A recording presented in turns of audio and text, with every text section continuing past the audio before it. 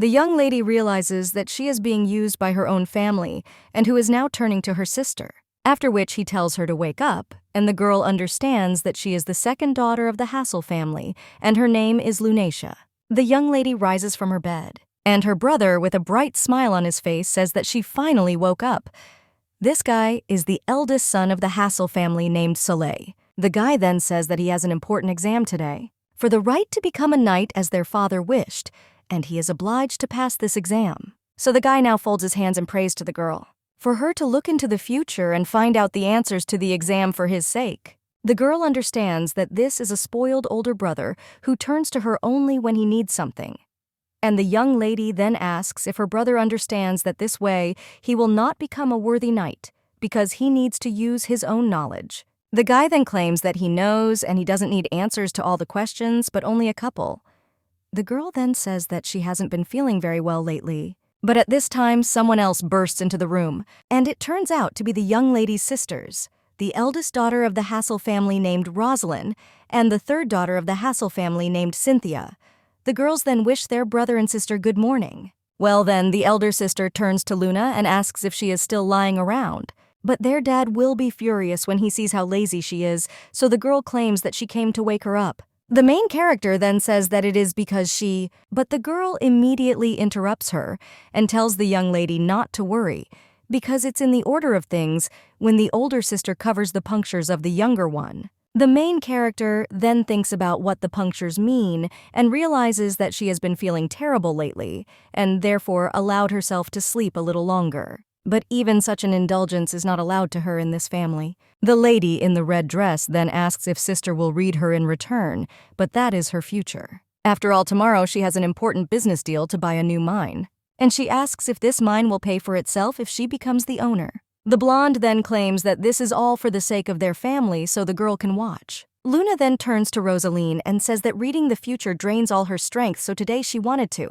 Well then she is interrupted again, and the younger sister then claims that it turns out that little sister Luna is sick, and she apparently won't be able to look that far into Rosalind's future. But she only needs to look 3 days ahead, so now the girl asks if her sister can tell. What dresses will the ladies of the court wear at the ball? And the main character then asks why this is, and the girl claims that of course to come in a dress that can outshine them all, because there will be many men at this reception. And the young lady asks how else to attract their attention if not in a beautiful dress. Luna then thinks why she should waste her energy on this nonsense. But her brother then says that the baby is of course the cutest of all of them, but let her not be so selfish because he has an exam very soon, and his future as a knight is about to begin. However, the elder sister then enters into the conversation and claims that this is true because he says that there is no need to be selfish and their family business is much more important. He can handle the vice exam himself. After which she turns to Luna and tells her to look at her future because she needs to know whether the deal will pay off or not. The baby also wants to know her future and asks if she can be the first. And the main character thinks, is it really the same today for her sisters and her brother? It's like angry wild animals have been tormenting her body since the very morning in the hope of snatching the most delicious piece. In every generation of the Hassel family, one child is born capable of seeing the future, and she became that child. Girls just need to put their palms together, and she will be able to see both the earliest future and the most distant years ahead. Many of their people dreamed of obtaining this power, and by the age of 12, its owner will develop a birthmark on his chest, which indicates possession of this powerful gift. To maintain safety, no one outside their family knows about him, and this is their trump card capable of making world history. But even they do not have the right to greatly influence it, and even such a powerful force has its own price. The girl now understands that things are bad and her right eye is completely blind, but she is obliged to read the future at the behest of her family every single day. But in return, her life becomes shorter, and her body literally falls apart, so the girl thinks how tired she is of this. The first and favorite child to join the family was her older sister Rosalind, and then she and the long-awaited son Soleil were born. But at least they were twins. However, the existence of the young lady was quickly forgotten, and 5 years later, her younger sister Cynthia was born, and she was so beautiful that everyone's adoration flowed to her like a river. And the main character was just a shadow against the background of the beloved children in the Hassel family. Well, one day, her powers awakened, and from that day on, all family members began to come to her every day in the hope of taking at least a piece of her power for themselves. The girl was happy to see that her family finally fell in love with her, and they turned their attention and love to her, so she was ready to fulfill all their whims. But as most often happens, the more you feed a wild wolf, the more his appetite develops. Therefore now the young lady realizes in shock that so far she has only become blind by 1 grade, but if this continues, her power will destroy her, so she urgently needs to escape from this house. At this time, one of the maids asks whether the rumors have really spread and the Marquis is really looking for a bride. Another maid claims that he is a war hero and such a wonderful young man and will finally settle down. The girls also say that the lady he chooses will be lucky. Another girl claims that this is true, and she will live in luxury in a large mansion without knowing any worries. But then another maid asks if she doesn't know that this man will not hesitate to put her into eternal sleep for any offense. But the main character then thinks what kind of luck this is, and understands that she must send a letter to Marquis Tyrant. The guy is in his mansion at this time, and tells Urine to knock before entering there because he warned him. The guy with blue hair then says that, more importantly, he received another letter from a lady wanting to become his wife. After which he tells Mr. Knox, who is the head of the Iltern family, that this time it is the daughter of Viscount Hassel, and he asks what the answer will be. And Knox then tells the guy to answer her like everyone else, that is, politely refuse. Well, the young man with blue hair then asks if the gentleman is saying that he doesn't need a bride, but still asks how long this ridiculous performance will last. And after all, his best friend, His Highness the Crown Prince, should very soon look for his chosen one, and in order to cover for him, the master decided to take the blow on himself by spreading rumors that he needed a bride. Therefore, the guy is now asking if he really should get married and not fool young ladies. But the brunette then only asks if Urine could have said anything smarter. The guy then collects the papers that his master had just thrown, and asks if he thinks this letter is somehow strange. The guy is then a little surprised and asks what strange means. And the servant claims that he wrote as if it were not Viscount Hassel, and the handwriting is too soft, as if it belonged to a young lady, and especially since the letter was sent without a wax seal, so it was lucky that he did not throw it away. But the brunette then, a little surprised, asks if the servant wants to say that the daughter of the Hassel family herself wants to become his bride. The young man with blue hair claims that, judging by the letter, the lady was completely desperate to take such a step. He wrote the letter personally, and it seems that she is really interested in him. Knox thinks a little after this. And after that, he gets up from the table and tells the guy not to answer, and he replies how unusual this is. Then he asks if the gentleman wants to meet her in person, and the man tells him to laugh as much as he wants. But he says that it looks like this lady can relieve his boredom. At this time, the main character gets dressed and realizes that in the end, she sent a letter to the Marquis, and she wonders what kind of answer she will receive. The young lady understands that this guy is a war hero named the Moon Eater for his military merits, but despite his great fame and the love of the people with the money received from his service, he built a mansion deep in the forest far from civilization. The title of war hero did not save him from the spread of various terrible rumors, and those who dared to behave impolitely in his presence, and the guy left them in the thicket of the forest to be torn to pieces by hungry wolves.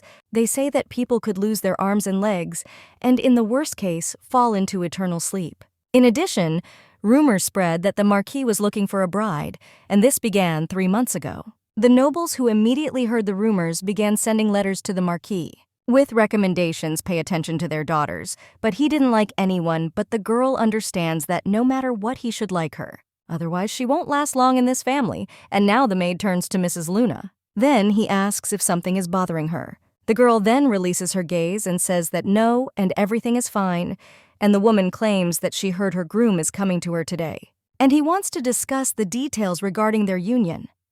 The main character understands that besides her family, there is another problem, and these are memoirs inherited from her ancestors. Anyone with the gift of divination in their lineage must continue to keep records. But as a child, Soleil accidentally dropped this book into a pond. Unknowingly, her girlfriend thoughtlessly used her powers, not caring about the consequences, and after a while she was still able to restore the part damaged by water from the pages. It turned out that the maximum that the owner of the gift can afford is to use the ability once a day. And if this is strained, then ultimately the person can lose all 5 senses. This has already begun for the young lady because she gradually began to lose her sight, and her right eye can no longer see anything. So, if everything continues like this, her life will be in danger. A couple of days ago, a girl sat on the floor in shock and thought that this must be part of the healthy lifestyle. The young lady, breathing heavily, wondered if she really risked losing all her senses. But she thought that her health had begun to deteriorate over the years. But was it really all because of her ability? Because in the end, she could go completely blind. When the young lady looked at herself in the mirror, she realized that she had never done this before. But then she puts her hand against the mirror and asks what awaits her in her own future. After which, the mirror began to glow, and the young lady then wondered why it was dark there. The girl understood that she didn't see, hear, or feel anything as if she was in an absolute vacuum, and now she understands what it's like to feel nothing at all, and then wonder whether she will become the same. And is this really her future? The girl was terribly scared by this. And now she understands that she also said in her memoirs that if a person has already begun to lose one of his senses, then no matter how often he uses his ability, he will lose all 5 within a year. The girl then understands that since she cannot change her future in any way, and will be forced to live her life only as a beautiful doll on a shelf, then at least this time, she has the right to live this year the way she wants, and in the end plunge into eternal sleep without any regrets. That is why the girl understands that she wants to leave this house as soon as possible. But suddenly someone scares the girl, and when the young lady turns around, she asks if it's Rondell. He is the boyfriend of the Alaudi family and the Imperial Knight of the 2nd Division. Now he asks if the young lady was scared, and the girl then claims that it's possible to plunge into shock into the eternal machine, and therefore she asks him not to do that again. After this, the guy just sighs and claims that it's just a joke, and then asks if she was offended. But he was finally able to see his future bride, but she seems completely out of sorts. And the guy then sighs and says that Soleil and Cynthia were glad to see him. Luna already understands that when they first met, she was happy because the guy was such a kind and understanding guy. And the young lady thought that they would communicate on equal terms as friends, and that no one would demand anything from her anymore.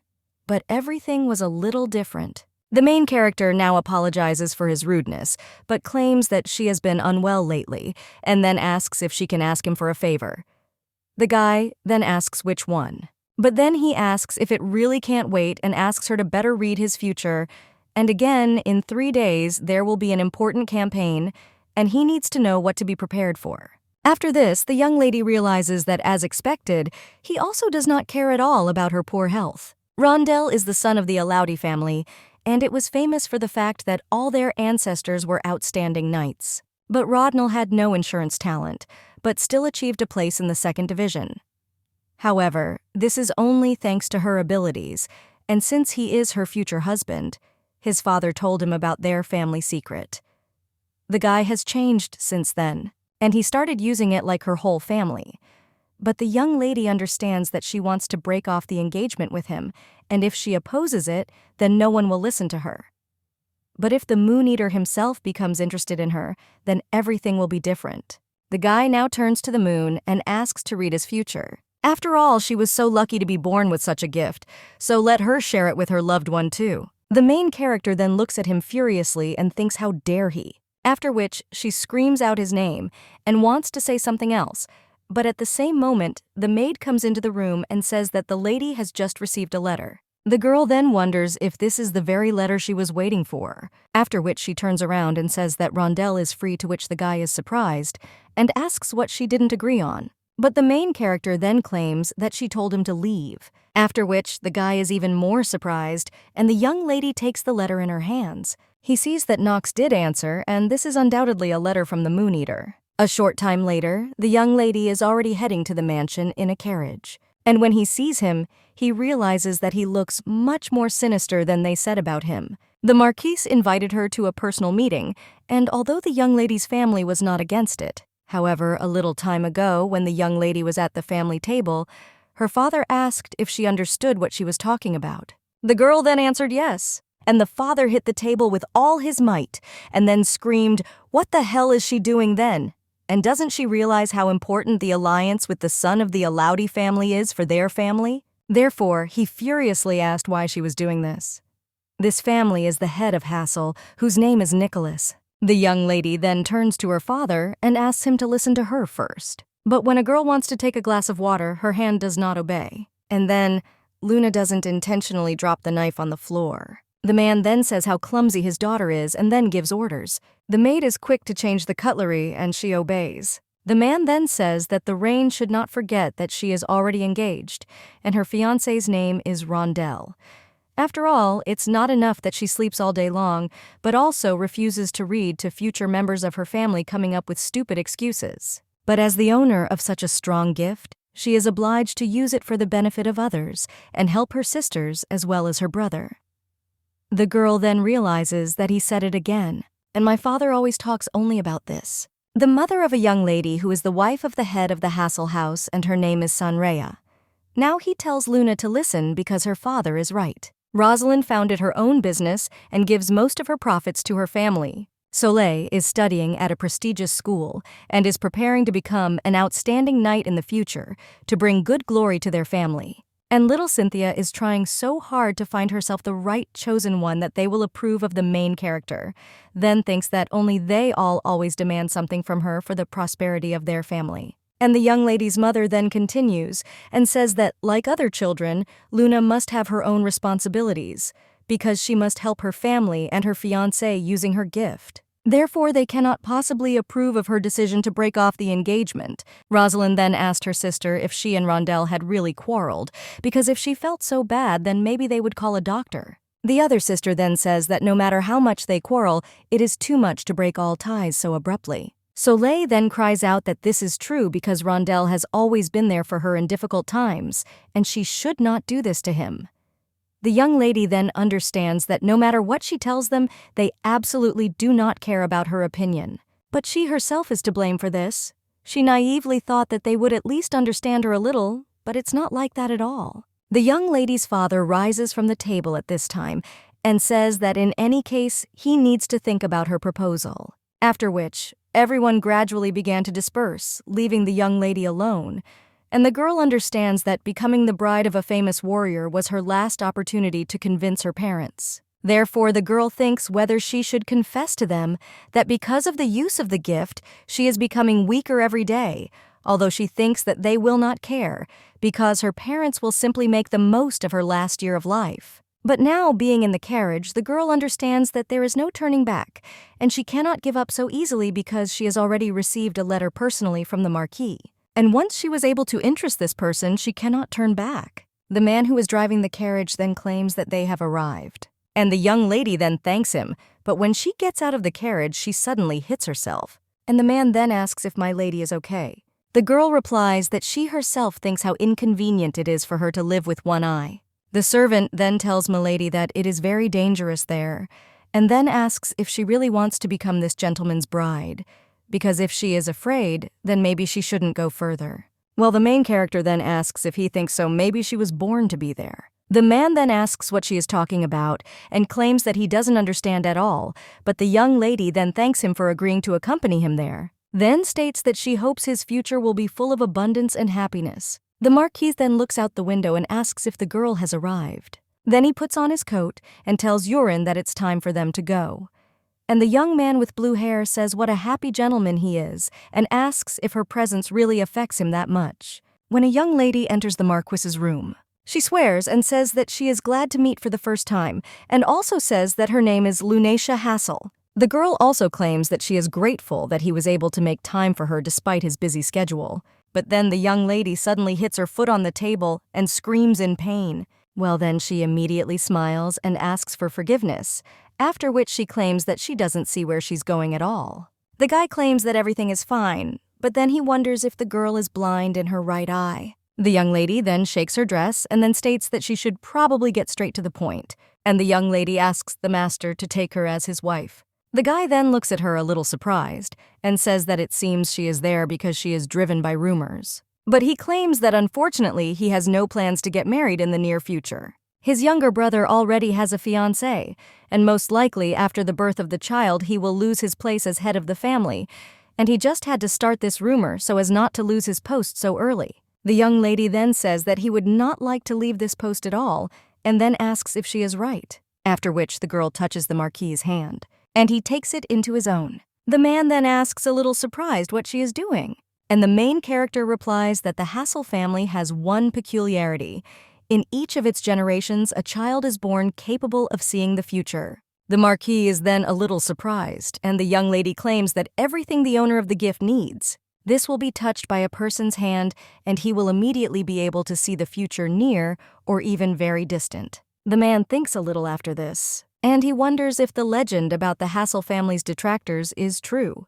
The girl then claims that if he takes her as his wife, she promises that she will predict his future once a day. And the guy is not obliged to love her because it will simply be a marriage of convenience, and she will benefit him as long as it is needed. And when she becomes a burden, he will have the right to end her life. With my own hands. The man now claims that the girl is too calm for a person entering into such a deal, and he asks if the young lady is so eager to become his wife that she is not afraid of sudden reprisals. The girl just smiles after that, and the Marquis sighs and says that, well, at least she is the most interesting of all the previous candidates for the role of his bride.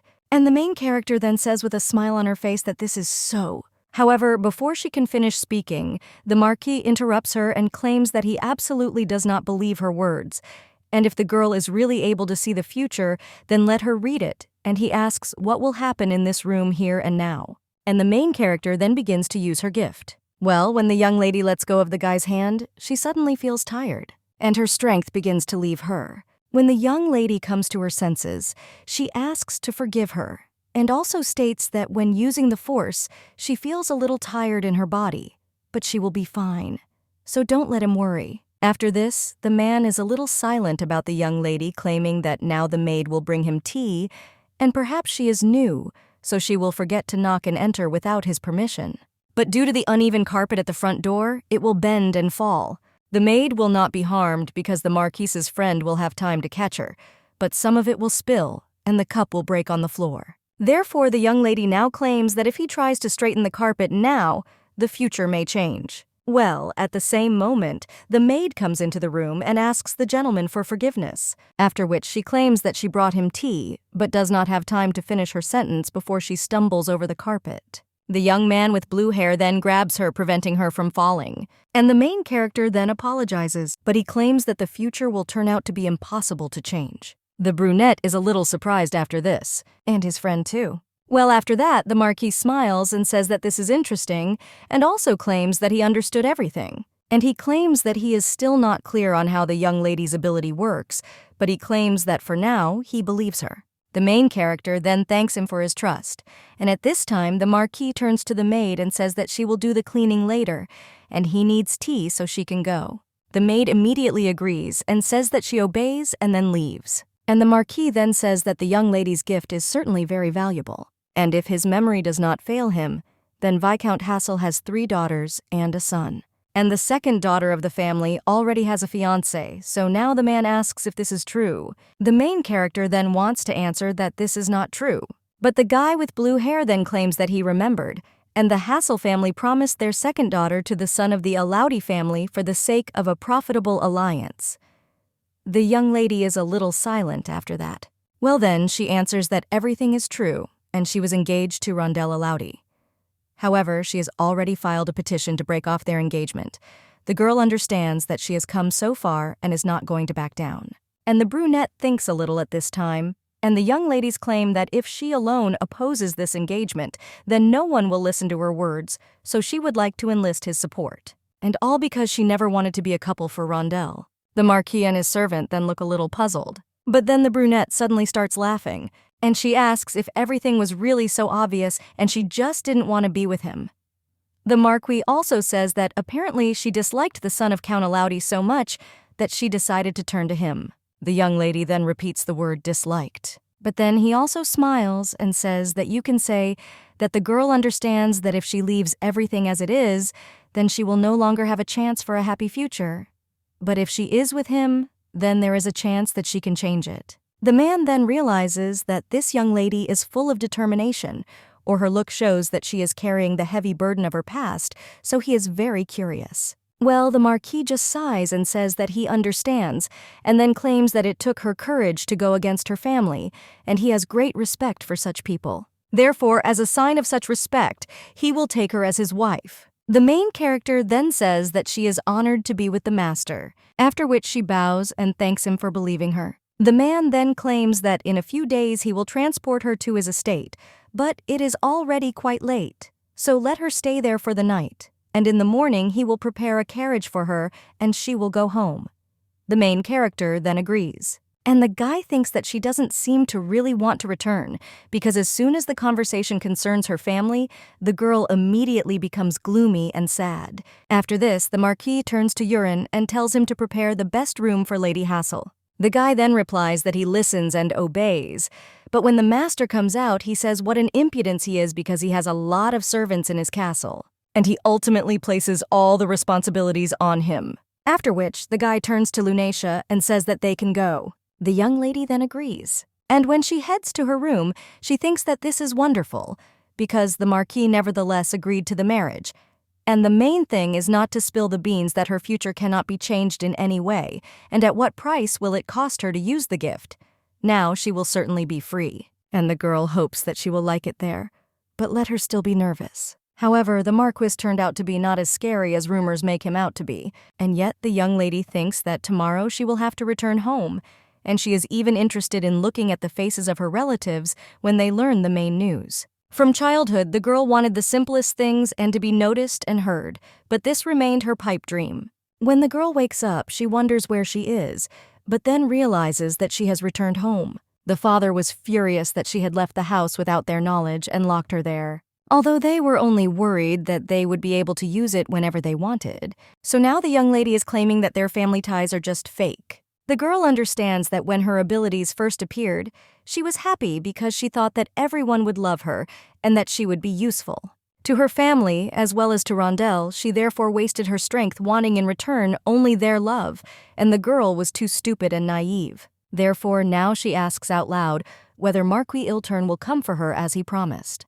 That same morning, the guy told the young lady not to be upset, and the girl asked what he was talking about, but the man claimed that it was written on her face that she didn't want to return home. The main character then asked for forgiveness, and the brunette claimed that she was his future wife, and he would come to the estate and also meet his family. Therefore, let the young lady just wait for him because he will definitely take her. The girl even became a little embarrassed by this, and then insisted that she would wait. And now she understands that there is no choice left, because all that's left is to believe and wait for him. The guy looked at her so decisively, and his eyes were so beautiful reflected in hers. The young man listened and carefully watched her reaction. Therefore, the main character understands that she would be glad to see his eyes until the very end and wants to stay close to him until her last breath. A short time later, the young lady's family is already watching the table. And the woman turns to her husband and then claims that 5 days have passed since he put Luna under house arrest, and she eats almost nothing from what the maids bring her. Well, the man only claims that as expected from this obstinate child, and until she apologizes for her action, he will not let her out of the house.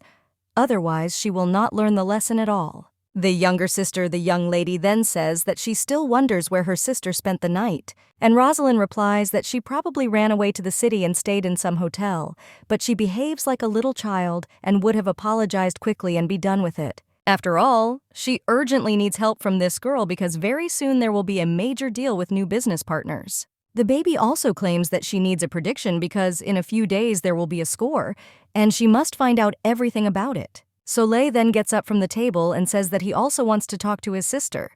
Well, the father then screams for him to wait. However, the boy does not listen to him and runs to the door. Well, when he already opens the doors, he runs into Rondel there, and he asks if it's Brother Rondel. The guy then apologizes for the sudden visit and says that he just heard that Luna was home. But the young lady's father then interrupts the guy and approaches him with a smile on his face. He apologizes for his stupid daughter, but Rondel says everything is fine. However, he became so scared when he received a letter from Luna soon exploding their engagement. And I just wanted to know how she was doing, because perhaps she was angry that he began to pay less attention to her. Still, his duties in the second division take up all the time, so perhaps he should apologize to her. The man then sighs and says that's the point. But he couldn't have thought that they could have quarreled so much, and he asks if the guy wants to talk to her. The young man then answers that yes, but suddenly some screams are heard from the corridor asking the guy to wait and that he is not allowed to go there. The young lady's father and her fiancé then turn around, and the maid then asks the man to stop because he is not assigned, and he cannot just barge in. Well, the guy then asks what they are talking about, and don't the local servants really know who he is? The brunette then turns to Urine and says that it's all because of him, because he said that to propose marriage you need flowers and the appropriate outfit, so he had to prepare for the visit for a long time. And the servant with blue hair then claims that he is a hero of the last war and is now known only as the Marquis of the Moon Eater and lives in the forest as some kind of hermit, so it is not surprising that they do not know his face. One of the servants then asks in shock if this is the Marquis the Moon Eater. But at the same time, someone runs into the corridor and screams in shock, how dare they show up at the Hassel mansion without due respect? After which, he also screams for them to leave his house immediately. But when a man sees this guy, he is immediately surprised, and seeing the coat of arms on his chest, he asks if it's really him. But the guy then interrupts him and asks Viscount Hassel for forgiveness for such a sudden visit. After all, they are meeting for the first time, so the guy introduces himself and claims that his name is Knox Iltern, and he is also a Marquis who is also the Moon Eater. And he came there to make the gray-haired Lady Lunacia become his wife. The young lady's father then, in shock, asks if he wants to ask for Lunacia's hand in marriage. And the young lady's mother then asks what he's talking about, but the guy interrupts her and says that he wants to take their daughter as his wife because he fell in love with her. And that is all. Well, Rondell then screams that this is impossible. After all, Luna is engaged to him and she will never become the Marquis's wife. However, the young lady's father then turns to the guy and tells him to calm down, and the Marquis then claims that he must be the son of Count Alaudi. And after all, he had already contacted his father, and he agreed to break off the engagement. The guy then asks in shock what he is talking about. And the young man with blue hair claims that before coming to the Hassel house, they sorted out legal issues and had to contact Count Alaudi regarding his marriage to Luna. It's said that the man was planning an engagement to the daughter of the Hassel family, but if he really loved Lady Lunacia, then he would not interfere with his happiness. These words were written by Count Alaudi, and now a young man with blue hair smiling claims that such things are happening. Rondell then asks why his father did this. And the servant then claims that the fact is that Mr. Knox, as a war hero, has the right to interfere in the affairs of the Imperial Knights. The Iltern family has a much higher status than the Alaudi family, especially among the royal guard, and his father simply did not want to make enemies. And also Lady Hassel personally told him that I never wanted to be a match for Mr. Rondell. But the guy then screams that this is a lie and Luna would never say that. Well, the Marquis then asks if he is so sure of this because in any case, he left the preparation of marriage documents for later. After which he asks the maid where Lady Hassel is, and the woman then replies that the girl is locked in the pantry. But the Marquis then asks what locked means. And why do they treat their own daughter this way? She is blind in her right eye, and it is dangerous for her to be alone in the dark. But the man then asks what blind means because his daughter is completely healthy. The woman also claims that if something happened to their daughter, they would definitely notice it. The young lady's ex-husband then replies that exactly, and if something had happened to her, they would have known right away. And the brunette then realizes that no one notices her.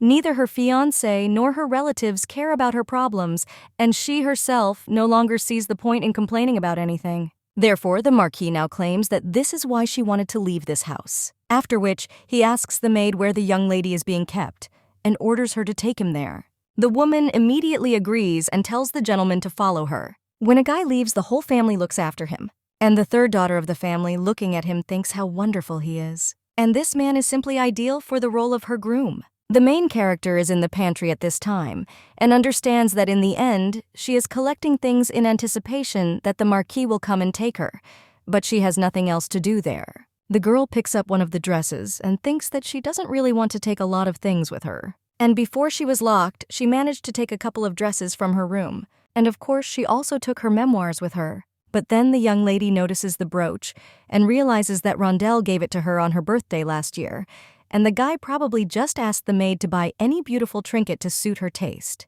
Everyone forgot about the young lady's birthday, and she received this gift only 2 weeks after it, despite the fact that she and Soleil were born on the same day. But the holiday and gifts were only for him. Now the young lady throws away this hairpin and then claims that she does not want to take it with her. The girl puts her memoirs in her bag but does not understand what the noise is outside. However, at the same moment, someone sharply opens the door, which scares the girl. The guy asks how she's doing, and the young lady, turning around, is very surprised. After all, the Marquis came after all, and the guy, now with a bouquet of beautiful flowers, claims that he has come to pick up his dear bride. The main character then says that the gentleman came for her after all, but then asks why he brought the bouquet. The guy then claims that Yurin said that it is such a custom to give flowers to the bride, after which he offers to leave there, and the girl agrees. Then he tries to pick up his bag, but the guy then snatches the bag from her hands and carries it, after which the young lady thanks him.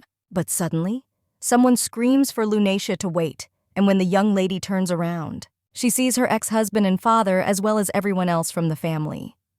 They take turns screaming, and Rondell then asks her to say that this is just a bad joke because she will never break off her engagement with him. The father then asks how she can leave her family because she is so needed there. The young lady's mother then claims that they will ask the Marquis not to bother her anymore, and the youngest in the family asks her little sister not to leave. She also asks where her little sister met the Marquis. At this time, the man and the servant are watching all this, and Rondell then grabs the girl by the shoulders and then screams for her to answer him, but the main character then only hits him on the arm, pushing him away, and he tells the guy to shut up. The young man then turns to Luna in shock, and the main character is told that she wants to marry Mr. Iltern, and henceforth she will no longer use her powers at their behest, after which the young lady claims that this is all she wanted to tell them, and therefore asks not to interfere with her building her own future.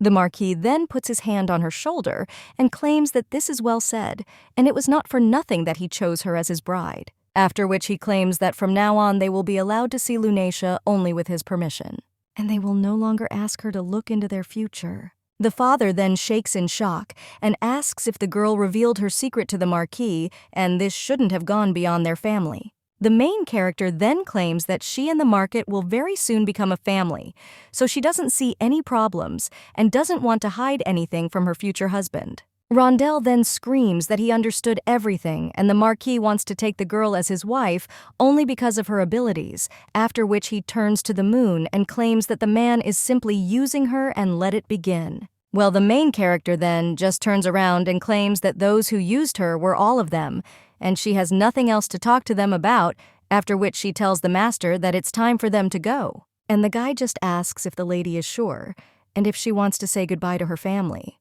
Everyone else then expects this in shock, and the main character even then claims that for that minute they didn't even notice that she was completely blind in her right eye, after which she bids them farewell.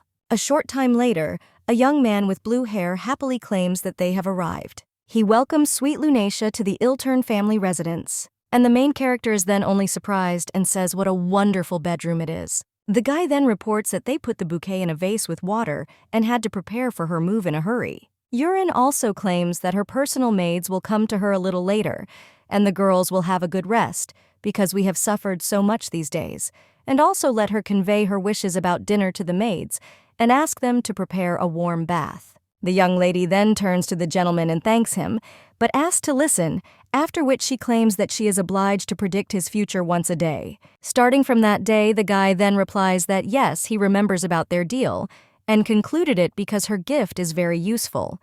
But he claims that she does not have to predict his future every day. The young lady is a little surprised after this and asks what he is talking about. Well, the guy just raises his hand and claims that if he needs something, he will ask her about it himself, but now he doesn't need anything from her. After which he claims that on this note he will leave her and tells Yurin that they will go.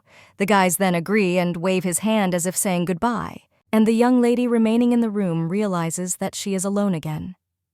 The girl understands that their agreement was based only on her abilities, and she was given such a luxurious bedroom without demanding absolutely anything in return. And the young lady thinks that it's not scary if she doesn't predict the future for him every day. But unlike her father, this guy does not believe that she should fulfill her duty every day, and the young people understand that she will no longer have to indulge the selfish requests of her sisters, brother, and Rondell.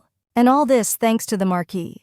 But he is always so kind to her, although his gentle character runs counter to his menacing image. The girl understands that now fortunately she can hear him, but very soon the day will come when she will no longer be able to hear his kind words. The man is heading down the corridor at this time, and the servant then turns to him and then asks why the gentleman is so kind to Lady Lunacia. And was it really possible that his cold heart finally put him under women's charms? But what luck this is? The brunette then asks what he's talking about, and the young man with blue hair claims that he has now settled down, but before his retirement he never refused female attention. And during the war years, even the ladies from the brothels gave him the nickname Holy Knight of the Night, although for him it was too vulgar. And when he learned from their colleagues what they called him, he almost died of laughter. Well, the brunette then tells the guy to quickly shut up, because all these are bygone days, and if Lady Hassel finds out about this, the guy will lose his head. The young man with blue hair then says what a terrible gentleman, but he claims he understands and will keep his mouth shut. The guy says that although the past is quite difficult to forget, and then the Marquis was literally covered with red liquid every day by his enemies and his comrades, plunged into eternal sleep one after another. And now he only has problems with his younger brother. But even this is no longer so important because he will have his own family very soon. Yes, the guy then asks what family means. And he understands that he could not leave Miss Hassel to the mercy of fate, and she was forced to obey her family from long before her relatives, since they raised and supported her all her life. But the girl herself decided to take such a desperate step and offer herself to be his bride. Despite all her determination and endurance, he noticed how the hand holding the bouquet was trembling with fear, and for the first time, he felt such a strong desire to protect someone. A little time later, when the Marquis is already on the street, someone runs up to them and screams that something bad has happened. The brunette then asks what happened, and their squad was recently sent to explore the forest, but he returned alone and looks terrible. The knight then begins to explain the situation. And at this time, the main character is already greeted by the maid and says that she is glad to meet the mistress, and from today she is also her personal maid. The girl also says her name is Sierra, and she will be happy to serve her. The young lady then thinks about the word servant and realizes that there have always been many servants in the Hassel house. They worked hard every day to serve her family, but she did not have such luxury, and as Rosalind and Cynthia said, this was done to avoid revealing her gift to ordinary servants. For a very long time, communication with them was forbidden for her, and any maid who tried to talk to her was immediately reprimanded by her sisters. And now, the young lady's personal maid insists that she should not hesitate to contact her for advice or on any issue because she is there solely for the comfort of the mistress. The main character then, with a smile on her face, says that she is glad to meet you, and the maid replies that she is too. A little time later, the girl is already straightening up in bed and claims that, by the way, she heard that the lady sees poorly with her right eye and asks if this is true. The girl then asks if the Marquis told her about this and wonders if he really noticed. And the maid replies that yes, and she thinks that is why she was chosen as her maid, after which the main character asks what she is talking about. And the girl claims that her lover is a subordinate of Mr. Knox, and he participated in the last war and also lost his right eye in one of the battles, so she understands how difficult it can be. The young lady then says this, and understands that 3 years ago a war came to their lands. But fortunately, it did not last long, about 6 months, and the goal of the invaders was to conquer the lands of their empire. Many fell in this massacre, but there was a man who did not even think of retreating, and he was the one who led their empire to victory. This hero was Mr. Iltern Knox. The girl heard that thanks to his amazing military strategy, casualties were kept to a minimum, and the war ended faster than expected, but the gentleman was left with deep emotional wounds. The maid claims that since then she has been supporting her lover and helping in those things that are difficult for him, and she thinks that with such a gesture, Mr. Knox would like to express his concern for the comfort of his mistress. And the young lady then understands why Sierra became her servant and is a little embarrassed. And the main character claims that there were a lot of rumors swirling around the Marquis, and all about how scary a person he was, but in reality, he turned out to be such a caring man. The maid then screams with enthusiasm that Mr. Knox is a wonderful person, and despite serious trauma, her lovers still serve him. And the main character asks if he is serving and thinks why after all the war is over, so she doesn't understand why the guy needs soldiers there. But the maid then asks the lady if she would like some tea, and when the young lady tries to answer, Sierra claims that they recently purchased such wonderful tea straight from a neighboring country, and she claims that she will immediately brew it for Mrs. The young lady then remains alone in the room and thinks that Sierra is such a kind girl, although from the outside she seems rather restless. Well, the young lady thinks that they can become friends. After which the girl reaches for her bag and says that since this is the case, now is the time, after which she takes out a notebook from there. The girl begins to write down there that at the moment she is only blind in her right eye and does not know how soon she will lose all the other 5 senses. So she wants to continue writing down what she has to do this year, together with new friends and Mr. Knox. Well, the girl says that it's a pity that she has so little time left for this. When the girl finishes her notes, she looks at them and claims that she has thought enough for today. As a result, she wrote down everything she put up with in her family's home to create new memories before she falls into eternal sleep. But now she claims that the maid went to make her tea, but she's still not there. However, when the main character goes out into the corridor, she sees Sierra desperately sitting on the floor. So she immediately runs up to the girl and asks what happened and if she's okay. The boy with blue hair then tries to explain the situation, and the maid compliments him and claims that her beloved Robert has disappeared, the main character, when she asks if he is missing. And the young man with blue hair then claims that Robert's detachment was supposed to explore the thicket of the forest near the castle. But it seems the group encountered a flock of blood-sucking bats, and almost everyone has already returned to the castle except Robert. Well, the main character then asks in shock why such dangerous creatures live in the vicinity. The girl understands that she only read about such monsters in books, but now she understands that this is not so important. After which he asks whether it is worth sending a rescue team because no one can do it. Well then, someone comes into the room and claims that this is why he is going out to look for him. It turns out to be the Marquis, and the main character then asks if he is really going to go himself. But the guy only replies that his subordinate has disappeared and he will take responsibility, after which he will personally find him. And if they do not hurry, then at night the local monsters will become even more active. Therefore, he must find it before this moment. The main character now looks at the maid and understands that when she talked about Robert, she was so happy. And now she looks so miserable and broken, so the young lady clenches her hands. And at this time, the Marquis tells Yurin that they should go to the east, and the guy goes with him. The young man with blue hair then asks what the gentleman is talking about and asks Togo to wait, because how can he leave Sierra in this state? But the maid then says that no and everything is fine, after which she thanks Mr. Yurin, and the girl also apologizes to the lady for her unsightly appearance. The young man with blue hair then turns to sleepwalking and says that he thinks she should take a break with Sierra, but the main character then refuses and claims that it's time to fulfill their agreement. The man then stops and claims that he still doesn't understand how her power works, but asks if she can see where Robert is now. The young lady then says that she will try. Then she asks the man to give her his hand and uses his strength.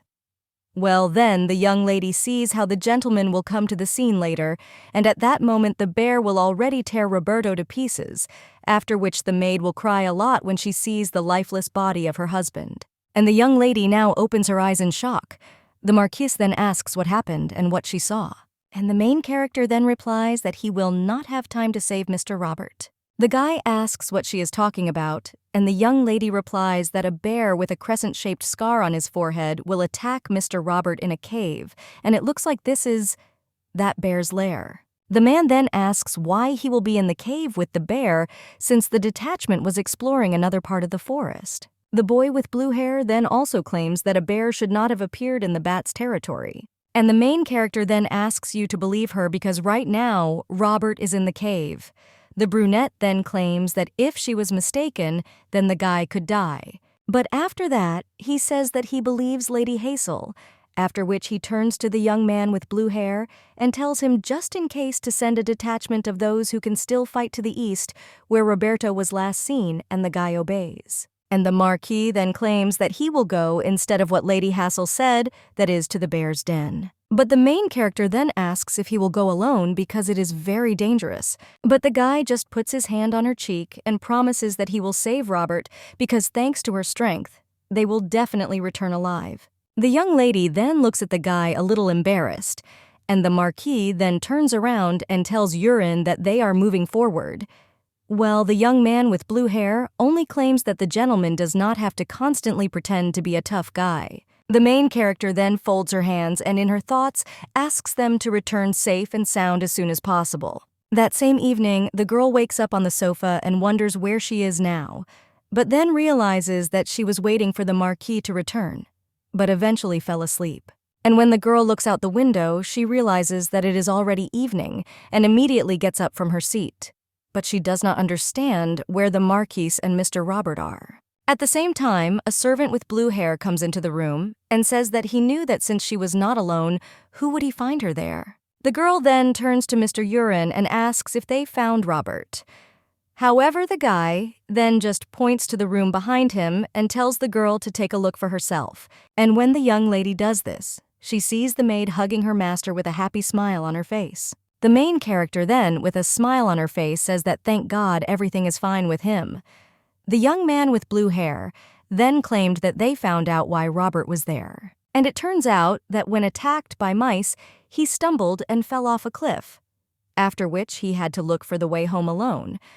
But since it was already getting dark, he decided to wait in a cave, which, as the girl said, turned out to be a bear's lair.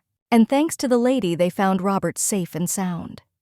At this time, the Marquis also enters the room, and the main character then says that he is also intact.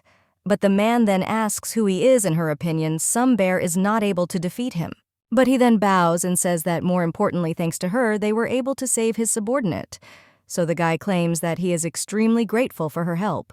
The main character then, a little puzzled, asks Togo to raise his head and claims that she simply fulfilled part of the contract and read the future only once. But the Marquis does not seem to listen to her and claims that he is obliged to thank her because she, of her own free will, decided to help them and save the life of his man.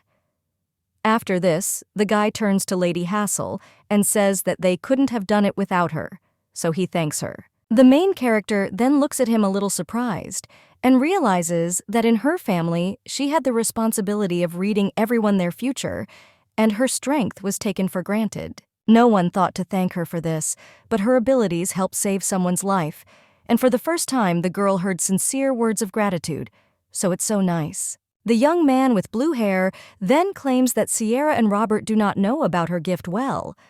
They told them that the girl advised them to first explore the cave next to the castle, after which the two approach the young lady and Robert sincerely thanks the lady because thanks to her he was able to get to his beloved safely. After this, the main character is a little embarrassed and says that this is really a small thing.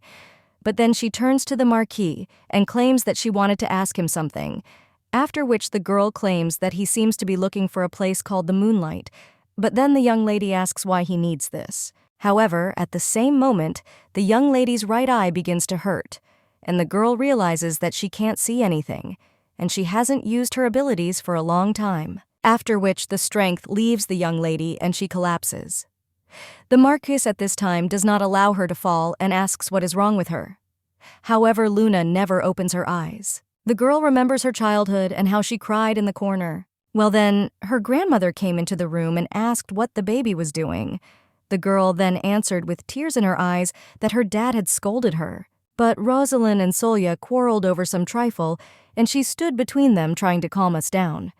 My sister pushed her away, and she accidentally bumped into Cynthia. The girl then began to cry. But the grandmother is now patting her granddaughter on the head and claims that she did nothing wrong, so she blames her father for treating her this way. Well, the little girl then turns to her grandmother and asks why Dad is always angry only at her, and if she did something terrible. And also, is it really all because she is not as beautiful as her sisters? The girl then claims that she would like to be just like her grandmother if only she could read the future, then everyone would love her. The woman then hugged her daughter and claimed that she no longer wanted to use this gift and would no longer read future readings, no matter who asked her to do so. After all, this is not a gift at all, but a curse for their family, and the baby will definitely find those who will love her for who she is. After which she tells Lunacia that she loves her very much, even without this gift, so they ask her to remember this. The girl now understands that her grandmother was the only one who sincerely loved her, and she left her memoirs as a farewell. And sometime later, she plunged into eternal sleep from illness, and after she plunged into eternal sleep, her abilities awakened. The girl completely forgot about her words, and with all her heart wanted to receive the love of her family, so she unquestioningly fulfilled any of their requests. But the grandmother was right, because seeing the future is not a gift at all, but a curse that fell on her. Now the young lady gradually opens her eyes and sees in front of her an agitated maid who cries out that the lady has finally woken up. The young lady then turns to her and apologizes, but asks how long it has been since she lost consciousness. Sierra then says that about 3 hours passed, and the lady fainted right in the arms of Mr. Knox, after which he brought her there. And the main character, a little surprised, asks whether the Marquis carried her in his arms. The maid then replies that yes, and he brought in the mistress, conditionally the princess. After such words, the young lady is a little embarrassed and asks why, because her face is already crying from embarrassment. Sierra then says that about her lover, she wanted to express her gratitude in person in front of the mistress, or now the maid is bowing. The young lady then says that there is no need to thank her because she didn't do anything like that. But Sierra then enthusiastically says that she and her husband will do everything possible to repay her kindness. But first, they need to get the lady in order because Mr. Knox is expecting her at dinner.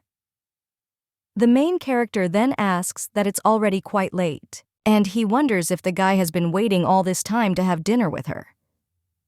At this time, the maid with a smile on her face points to the dressing table and tells the lady to sit down. The young lady agrees and does so.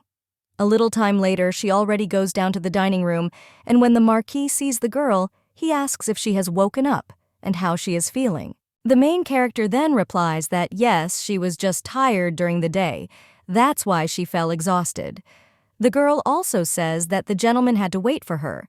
So I apologize for the inconvenience, but again does not answer that everything is in order, after which he tells her to sit down. After this, the maids begin to serve the table, and when the young lady tries one of the dishes, she says that it is very tasty. The brunette then replies that he's glad she has an appetite, and the young lady then realizes that the food there is much better than in the Hassel house, and therefore she should properly enjoy its taste before it disappears. The Marquis then says that the girl is enjoying her food so much, and he immediately remembers one of his subordinates, and this guy's family ran a farm, so even at the height of the war, he ate any food that was given out with special pleasure. But unfortunately, this guy was wounded by poisoned arrows, and before falling into eternal sleep, he asked to be spared his suffering. The main character is now cutting a piece of meat and asking if he has decided to fulfill his dying request. And the guy replies that yes, and as in the case of Robert, he will fight for any life that can still be saved. But if there is no way out, then nothing can be done. After which, the Marquis turns to Miss Hassel and claims that she seems to have said that he could put her into eternal sleep if he no longer needed her. Therefore, now the guy asks whether even after his story she is sure of her words. The young lady then replies that she is confident and did not doubt her decision, and also thinks that this outcome will be the most correct, because she is fully aware of everything, so she is not so scared. Because the Marquis turned out to be such a kind person there. The guy heard this and is a little surprised and embarrassed, after which he looks away and claims that he allows himself too much in relation to her. The main character then did not hear what he said and asks what happened. But the guy then only claims that everything is fine, so let her not pay attention. Well, more importantly, he should apologize to her. The main character then asks if he wants to apologize and for what, and the guy then answers that, and when he moved her to the bedroom. Then he saw an open book on the table and glanced at it. The girl is then very embarrassed and asks if he saw what was written there, and the guy raises his hand and claims that he only read the open page, after which he apologizes for this, but claims that he did not read anything shameful from there and that she is even taking notes very nicely. The girl then asks if it's cute, and the Marquis, looking at her, expresses that he thinks that the young lady is just like a dog, after which he claims that if he is not mistaken, then it was written that she would like to see a lot of beautiful landscapes. So after dinner he would like to grab her somewhere, and the young lady asks what he is talking about. The guy then claims that he wants to show her a beautiful landscape, and a little time later they're already in the middle of the forest. The girl then tells the Marquis to listen, and claims that in such darkness they will not see anything. The guy then claims that in this forest, neither the moon nor the stars are visible. But there is something that he wants to show her, and when they walk a little further, the girl looks at this beauty with admiration. After all, in the middle of the forest, there are many fireflies, and the main character claims that they are so beautiful and then asks what they are. The Marquis then states that this insect is called the moon firefly. They gather in groups and only go out at night, after which he asks if it is beautiful. And the young lady with a smile on her face replies that it is very beautiful, after which the guy smiles. He claims that these fireflies are closely related to the moonglade she asked about. And this clearing is known for the fact that the grass growing there has special properties, and there is a legend that the clearing is located in this forest and the grass growing on it can work miracles. Also, during a lunar eclipse, you can find magical stones of indescribable beauty there. The girl then replies that she remembered and read about a similar place in books. And this is not surprising because this is a fairly popular fairy tale about this place. The brunette then claims that he is actually looking for that clearing on the orders of the heir to the empire. The young lady then asks if the future emperor himself really ordered him to do this. And now the girl understands why this guy settled in this forest and even took his subordinates with him, because he not only lives here, but he is entrusted with an important mission. The brunette now claims that they say this stone will be presented as a gift to the Empress, but he does not know the whole truth. And his friend personally asked him for this favor, making it clear that the crown prince of the empire needed the stone. The Marquis was given complete freedom of action and was even allowed to perform military service, so he left the household to his younger brother, and he himself moved to this castle. Well, the young lady is now asking if he is sure that he can find that clearing, and the guy replies that they found several stone tablets left there by their ancestors, and there is an assumption that if they decipher them, they will be able to find the place they need. But so far they haven't found anything, and the young lady then thinks that if this guy was assigned such a difficult task, then she wonders if her abilities can help him in finding the lunar clearing. The guy now claims that he is already getting cold and offers to return to the castle, and the young lady then asks the gentleman to wait and then says that he remembered something. After which he turns to the young lady and claims that he would like to ask her to call him differently, because very soon they will get married and she is his future bride. And also in the near future, she will officially become his wife, so he thinks it would be more correct to address each other by name. The girl then gets a little embarrassed and then addresses him as Mr. Knox and asks if that will work. Then he answers you that yes, he will also call her simply Lunacia. The girl then replies that it's good, but she herself thinks how strange it is, because the gentleman is just calling her by name. However, as soon as he says it, her soul becomes so warm and calm. At this time, the guy holds out his hand and asks to be allowed to lead her because the girl is blind only in her right eye, but it will be unsafe to move in the dark, so he asks to be allowed to take her hand. The young lady then agrees and extends her hand to Mr. Knox. A month later, the young lady's father is furiously banging on the table and screaming that this merchant has fooled them. The young lady's mother then comes into the room and asks Dear what happened. Well, he screams that just recently he bought a fruit grove from a merchant, but there was a hole in the contract, because of which this territory came out of their possession, and as a result, he lost both land and money. But if Lunacia had been there, this wouldn't have happened. The woman then claims that a month has already passed since she left for the Marquis's castle, and she hoped that the girl would come to her senses and return.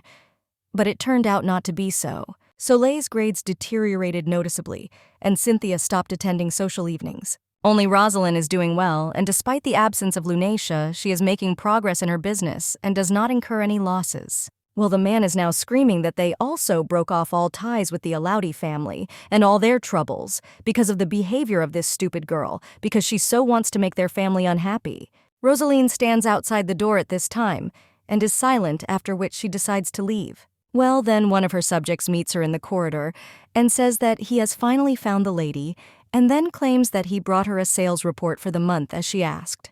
The girl then tells him to give her this report, and the guy hands it over.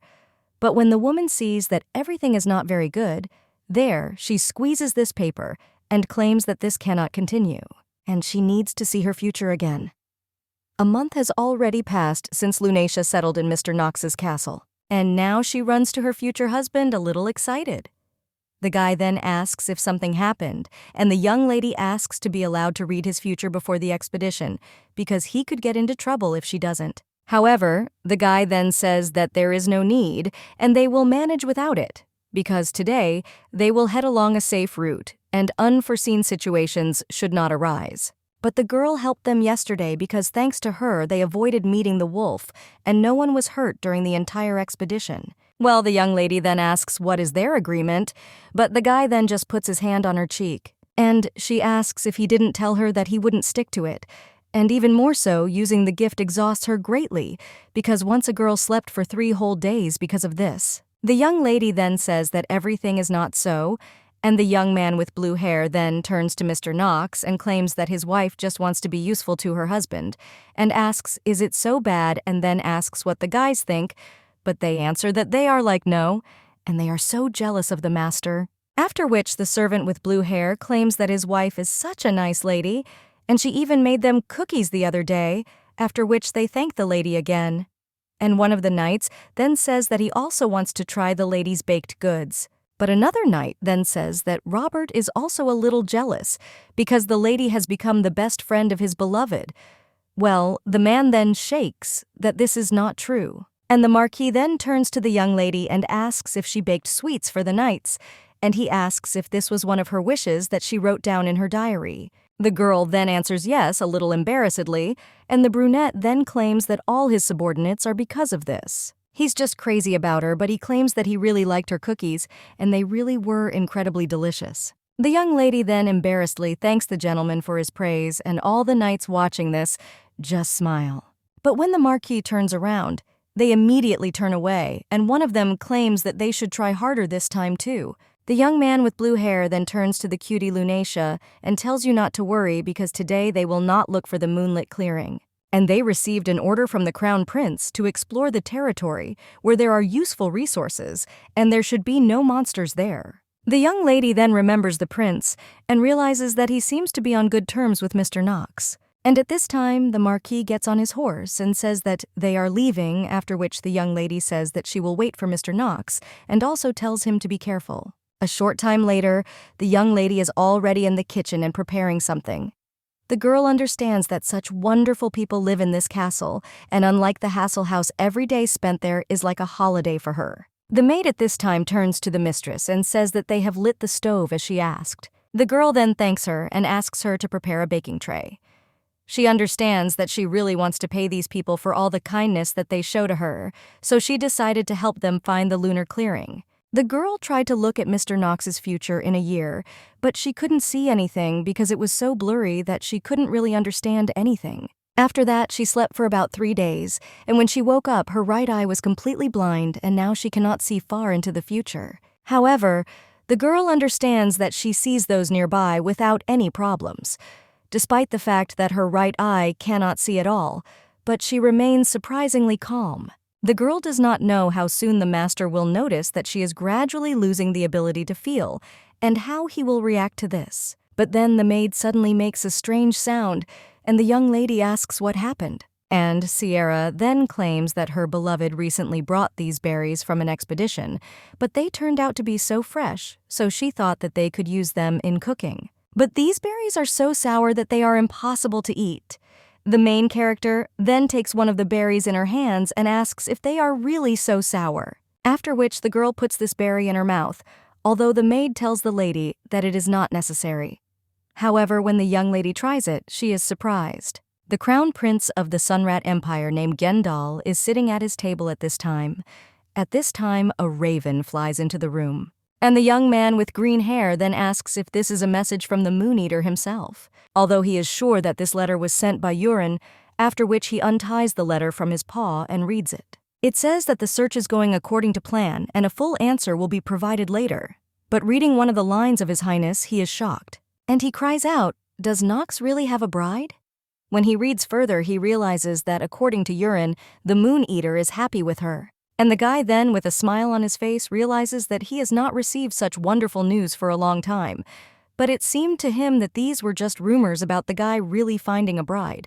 Therefore now, His Highness claims that he simply must see such a wonderful lady in person. A short time later, the Marquis asks if Lunacia is really unwell. And the maid then replies that yes, since they prepared the sponge cake, the mistress began to behave strangely. She no longer wants to cook sweets and stopped drinking her favorite tea.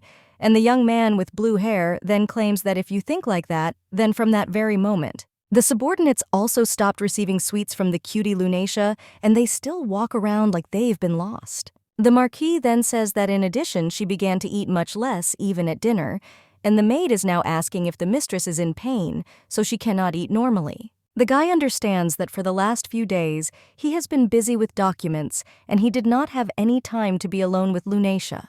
After which he claims that he understood everything and will try to figure it out himself, but first he wants to see her in order to see for himself in everything. After all, it is his duty as a husband to be with his wife in difficult moments. The young man with blue hair then says, "Keep it up," and asks if you, sir, woke up that same womanizer known as the Holy Knight of the Night, because he didn't think that he would show this personality of his so soon. But the brunette then only tells his subordinates to shut the door, otherwise he will kill him, and that is a thing of the past, and he was also young and stupid, so it's time to forget about it. Yurin then begins to whisper with the maid, and claims that in those days the gentleman was still a womanizer, and Sierra then tells the guy to stop reminding the gentleman of the abbot, because he will very soon become a married man. After this, the Marquis only gets angry and asks if he is already gossiping with Sierra. But the guy then says that he is interested in watching how cute Lunacia makes the gentleman happy. And the guy then thinks what happy means, after which he understands that when he and she looked at the fireflies, the girl seemed very happy. Therefore, maybe if he finds out what she wants, he can make her happy. The maid at this time asks if the lady needs a change of scenery, and says, "How about a walk into the city just for the two of them?" After all this way, they can spend time alone, and well, then someone interrupts the maid's words because someone is knocking on the room. The brunette then answers that maybe, after which he tells the one who knocks to come in. After this, the maid opens the door and asks for forgiveness, but tells the master that an important guest has arrived. Well then, His Highness crawls out behind the maid and claims that she is wrong here because he is rather an unusual guest. The man then asks why Gendal came today, and the guy replies that he actually missed him. And besides, Yurin sent him some rather interesting news. The Marquis then asks what the guy told him there. And the young man with blue hair says that Mr. Gendal hasn't received anything like that from them for a long time. Introduce it.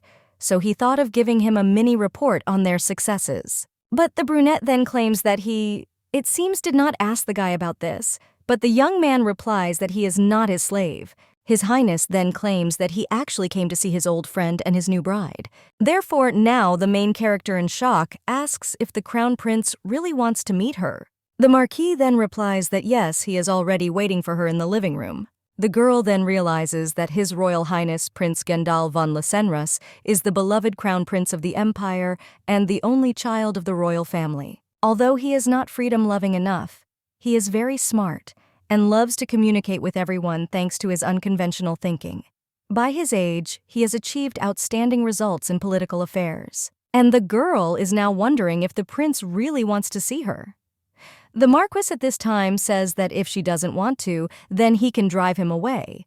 But the main character then claims that he is of royal blood, so that's not possible. But the brunette, then he answers that it's possible with him.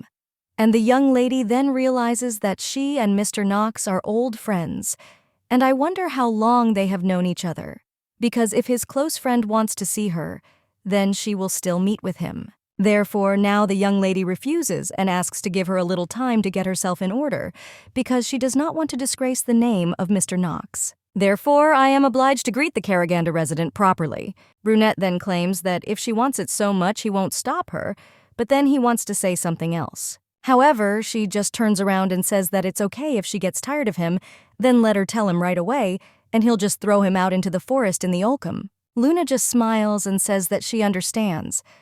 A short time later, the girl already enters the living room and asks for forgiveness for being late. The girl then lifts the hem of her dress and says that it is an honor for her to personally meet the prince of their empire, after which she asks to be allowed to introduce herself and claims that her name is Lunacia.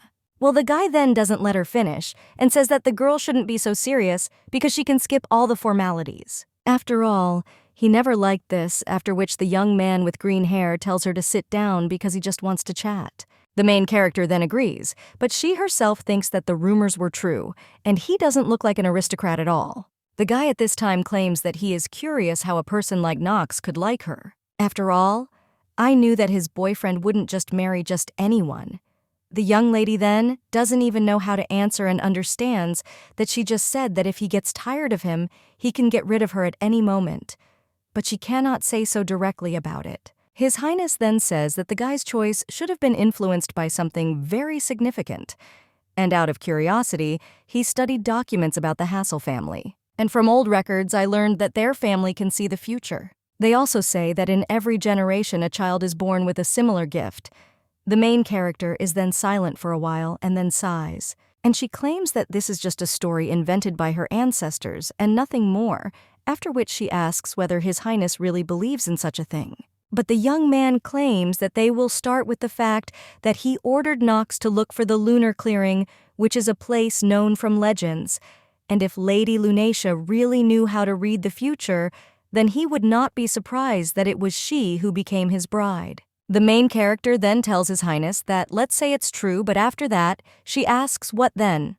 The girl understands that their family specifically hid their abilities from the royal family because they did not want to influence the future of the empire, so she must behave very carefully. And the young man with green hair is now claiming that if the path were true, then Lady Lunacia would be in great demand. And he would even suggest that she give up Knox and become his wife. The main character then asks in shock what he is talking about. And Urin at this time screams to His Highness that this cannot be done. The young man with green hair then asks with a smile on his face if the guy is eavesdropping. And the servant then claims that someone like him needs an eye and an eye. And after all, Mr. Knox finally found himself a bride, and he was going to take away his happiness, and this is not manly. After which he asks Mr. Knox if this is true. After which the guy enters the room and claims that he has chosen her as his future wife. Therefore, it is wrong to refuse it like this. The girl then claims that she didn't even think and understands that all people need from her is her abilities. But next to the master, she finally knew happiness. His Highness then says that at first he did not believe the letter that Urin sent him well, who would have thought that his old friend would be so obsessed with one woman. And this is so unlike Knox Brieux, no? Then turns to Gendel and says that his long tongue is the right path to the wolves on the street. The Marquis then tells the guy to stop talking nonsense because he only confuses his bride with such talk, and he already has a chosen one. And she was recognized by his father as the next Empress. However, the guy replies that this is just a political marriage, and moreover, after the birth of at least one child, he can have as many concubines as he wants. And the main character thinks about the concubine's word and understands that if it weren't for His Highness's love for such jokes, she would have thought that she had been discovered and was going to be taken away from there intact in order to use her abilities. But the guy then smiles and says that it's a joke, but he's there to convey it, after which he shows a roll of paper. The brunette then asks what it is, and the guy replies that it is a letter from the Emperor himself. And there he talks about how glad he is that Mr. Knox has met his destiny and really wants to meet his bride just like him. His Majesty wants him to get married right in the palace, and all expenses for this event will be borne by the imperial family. The brunette then snatches the letter from the prince's hands and then claims that it seems he was awarded the privilege of disobeying the emperor's orders in exchange for finding a moonlit clearing for his family. But the young man with green hair then claims that such an offer will not be refused, and besides, if they do not get married, then the Hassel family will. He will continue to behave shamelessly as well. The main character then screams with her shoulder they are here, and the prince replies that it seems her family is angry with her because they are behaving so strangely. High society still cannot believe that Mr. Knox has a fiancée. But it seems that Viscount Hassel does not care because he is used by his position and trumpets everyone that their house is under the protection of the Iltern family. The main character then asks what they are talking about, and the Marquis then claims that this man is deliberately causing a stir by saying that he gave his beloved daughter in marriage. Although relatives are required to spend a lot of money on preparations for the wedding, the young woman with weak hair continues her master's speech and claims that he said that he didn't need it, and they took advantage of the moment. And apparently I am attracting attention to myself using the position of the Iltern family. The guy then sighs and says that greed has never done anyone any honor, and they thought that if Mr. Knox was a recluse, then he will not know what rumors are circulating about him among the aristocracy. The main character then says that these people are still trying to achieve something after everything she has done. The girl had no idea that they were capable of such a thing and thinks what kind of nonsense they are talking about and calling them their beloved daughter. But all they constantly wanted from her was a prediction, and this feigned love is very annoying. The Marquis then turns to Lunacia and says that she has nothing to worry about because he will personally deal with them. The young lady then claims that she wanted to be useful to Mr. Knox, but in the end, they bring him nothing but trouble. His Highness then says that if they decide to get married, the bride's family must be present, so it is necessary to show at the ceremony that the lady is sleepwalking. She cut off all ties with her family, and that Mr. Knox is not going to cover the Hassel family forever, and if they have a wedding in the palace, their family will simply be beside themselves with rage. The boy with blue hair then replies that this is a good idea, and they still have to teach them a lesson. And he also thinks that Lady Lunacia's ex-fiancé will also arrive at the ceremony. And the prince then replies that if that's the case, Mias Willow will begin there and he can't wait.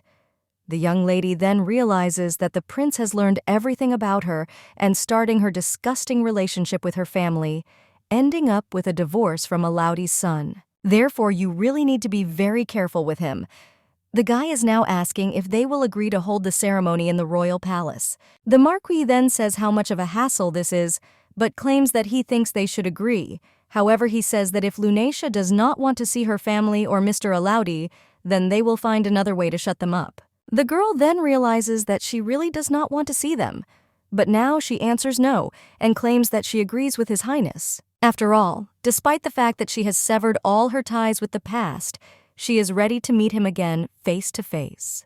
The guy then laughs and says what a wonderful answer this is, so he thinks that the ceremony will go off with a bang.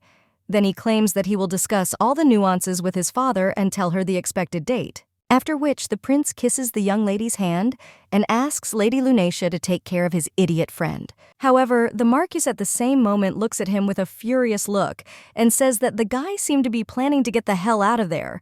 But the young man with green hair then says, what an evil friend his friend is. Then he heads to the exit and waves one last time. The Marquis then puts his hand on his forehead and sighs, and the main character at this time realizes that she hasn't seen her parents for a long time, but she can't be more helpful from using the gift. She is gradually losing her sight and has already begun to lose her taste, so the girl doesn't understand. They'll think, did they even for a second how much pain they caused her? The girl then understands that she does not want to reveal the truth to them and is sure that she will not receive even a drop of compassion from them.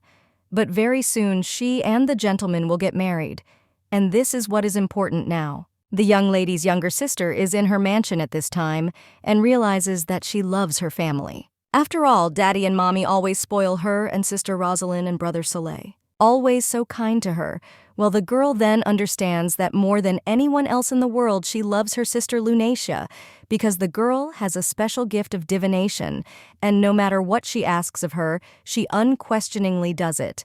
Only now everything has changed. As the young lady heads down the corridor, she hears her father screaming if they have really received an invitation to the wedding ceremony of Lunacia and the Marquis of Iltern. And he doesn't appear in high society. The young lady's mother then turns to her husband and asks Togo to calm down. And the girl watches all this and understands that Daddy is angry again, and he has become like this since little sister Lunacia left their house. The girl misses her so much, and without her gift, life has become much harder than before. Well, most of all, she misses that gentleman.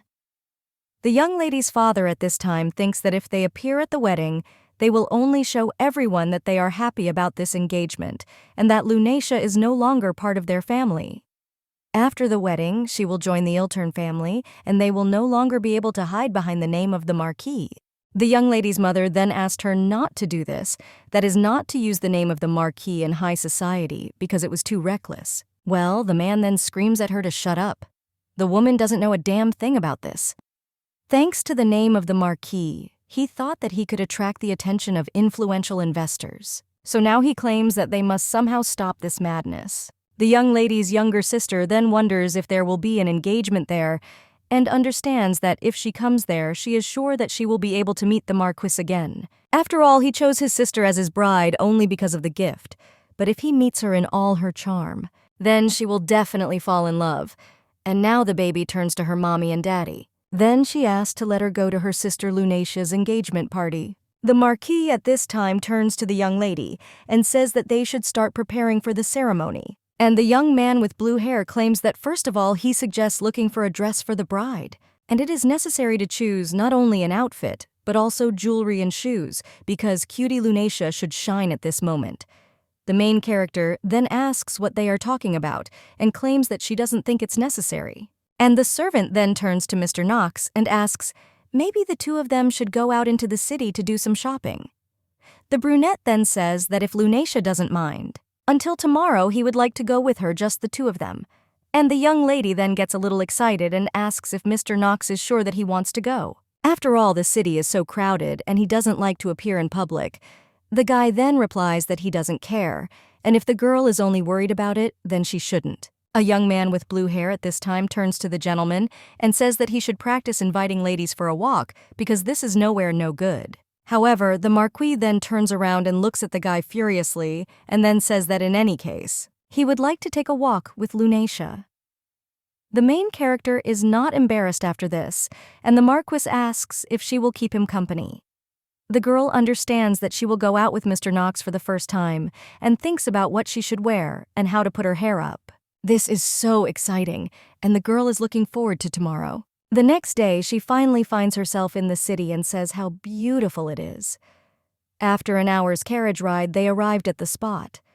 The girl also looks at the city and thinks that it is so quiet, but she thought that on the contrary, it would be very lively there. The brunette then claims that he hasn't been there for a long time, and now his family's residence in this city is managed by his younger brother, so people won't be too surprised to see him there. The main character then understands that Mr. Knox has a younger brother, but unlike her sisters and brother, he always spoke well of him, and the girl wonders how close they are. The guy at this time extends his hand and says that before they go to the store, let her give him her hand.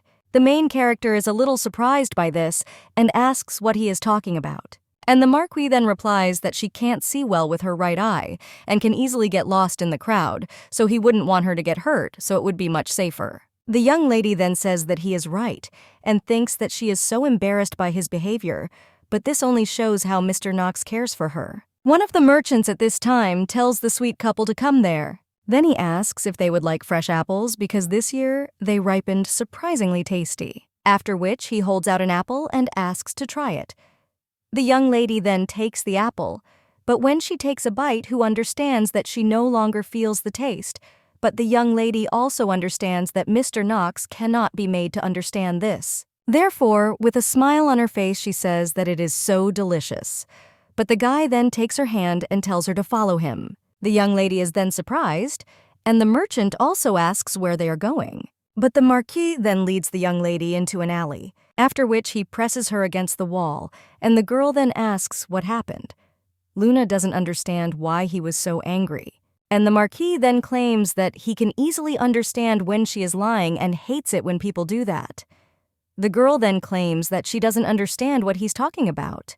But the guy tells her to stop lying because he sees right through her. The girl then asks what it means to be disingenuous, and the guy claims that when she tried the apple, her reaction was too unnatural. And in fact, this apple is sour because he made an agreement with the shopkeeper, and it turns out that the girl intends to lie to him. The young lady then lets go of the apple from her hands and thinks how she can justify herself and whether she should tell the guy that she will soon lose all her 5 senses, and also that she is already completely blind in one eye and has practically no sense of taste. Well, the young lady understands that she didn't feel anything when she took a bite of that apple. However, if she tells him everything now, who knows how the situation will change, because they can send her back to her parents' house and only lock her up and use her abilities. But the girl is not satisfied with any of these options because no one has ever cared about her like that before. The Marquis sighs after this and claims that from the very beginning he suspected that she had secrets and still chose her as his bride. So now he tells the girl to answer his question and asks why she wants him to plunge her into eternal sleep in future. The young lady doesn't even know how to answer this, but at this time someone turns to the guy and asks if this is his older brother. The Marquis then turns around and sees his younger brother. The boy then says that he is conducting an inspection there. This guy is the younger brother of House Knox, named Sook, and the guy claims that he did not expect to meet a marriage in the place and was so surprised when he noticed him at that shop. The main character then thinks if this is Mr. Knox's brother, but they don't look alike at all, and the younger one is so cute. Sook then says that this girl must be, and the young lady then asks to let her introduce herself. Then she claims that her name is Lunacia Hassel, and she says that it's a pity that their meeting is taking place in such an inappropriate place, but this time she is like Mr. Knox's fiancé. However, the guy then doesn't let the young lady finish and asks her not to apologize because it was he who got into the conversation and didn't even really greet her. After which, the guy doesn't say that his name is Sook Knox and he is incredibly happy to meet her. The main character then thinks how cute this guy is, and he looks like a little squirrel that Soleil once caught in the forest. The guy then claims that when he heard that the guy had found a bride, he was so surprised, after which he turns to Lunacia and says that she will not believe how much he wanted to meet her. The girl then replies that she too, and the Marquis then turns to her and asks if they have finished exchanging greetings because then they can go. The main character then thinks what he's talking about, and whether the guy really doesn't want to communicate with his brother so much because in comparison with Soleil, he is much nicer and more polite. Knox also tells Sook to hurry up and leave the alley, because it is harmful for him to be there. The guy then replies that he is completely fine and they haven't seen each other for so long, so he just wanted to talk with his brother longer. After all, he doesn't show up at home at all, and the guy asks if the search for the lunar clearing near that mansion is still going on. The Marquis then replies that this is His Majesty's order, and his brother claims that this is just nonsense, and they sent him for a mythical plant that may not exist, and all for the sake of making a gift to the Empress. The main character then understands that this is true, and it seemed to her that the search for stones from the lunar glade was the desire of the Empress herself. But apparently, everything is not so. The Marquis's younger brother then asks if there shouldn't be another reason for all this. And Knox replies that even if she is, it doesn't concern the guy in any way, and when the young man bucks, it still does. After all, he is waiting for his brother to finish this task as soon as possible so that he can return everything to him by right. After all, he is not capable of leading people.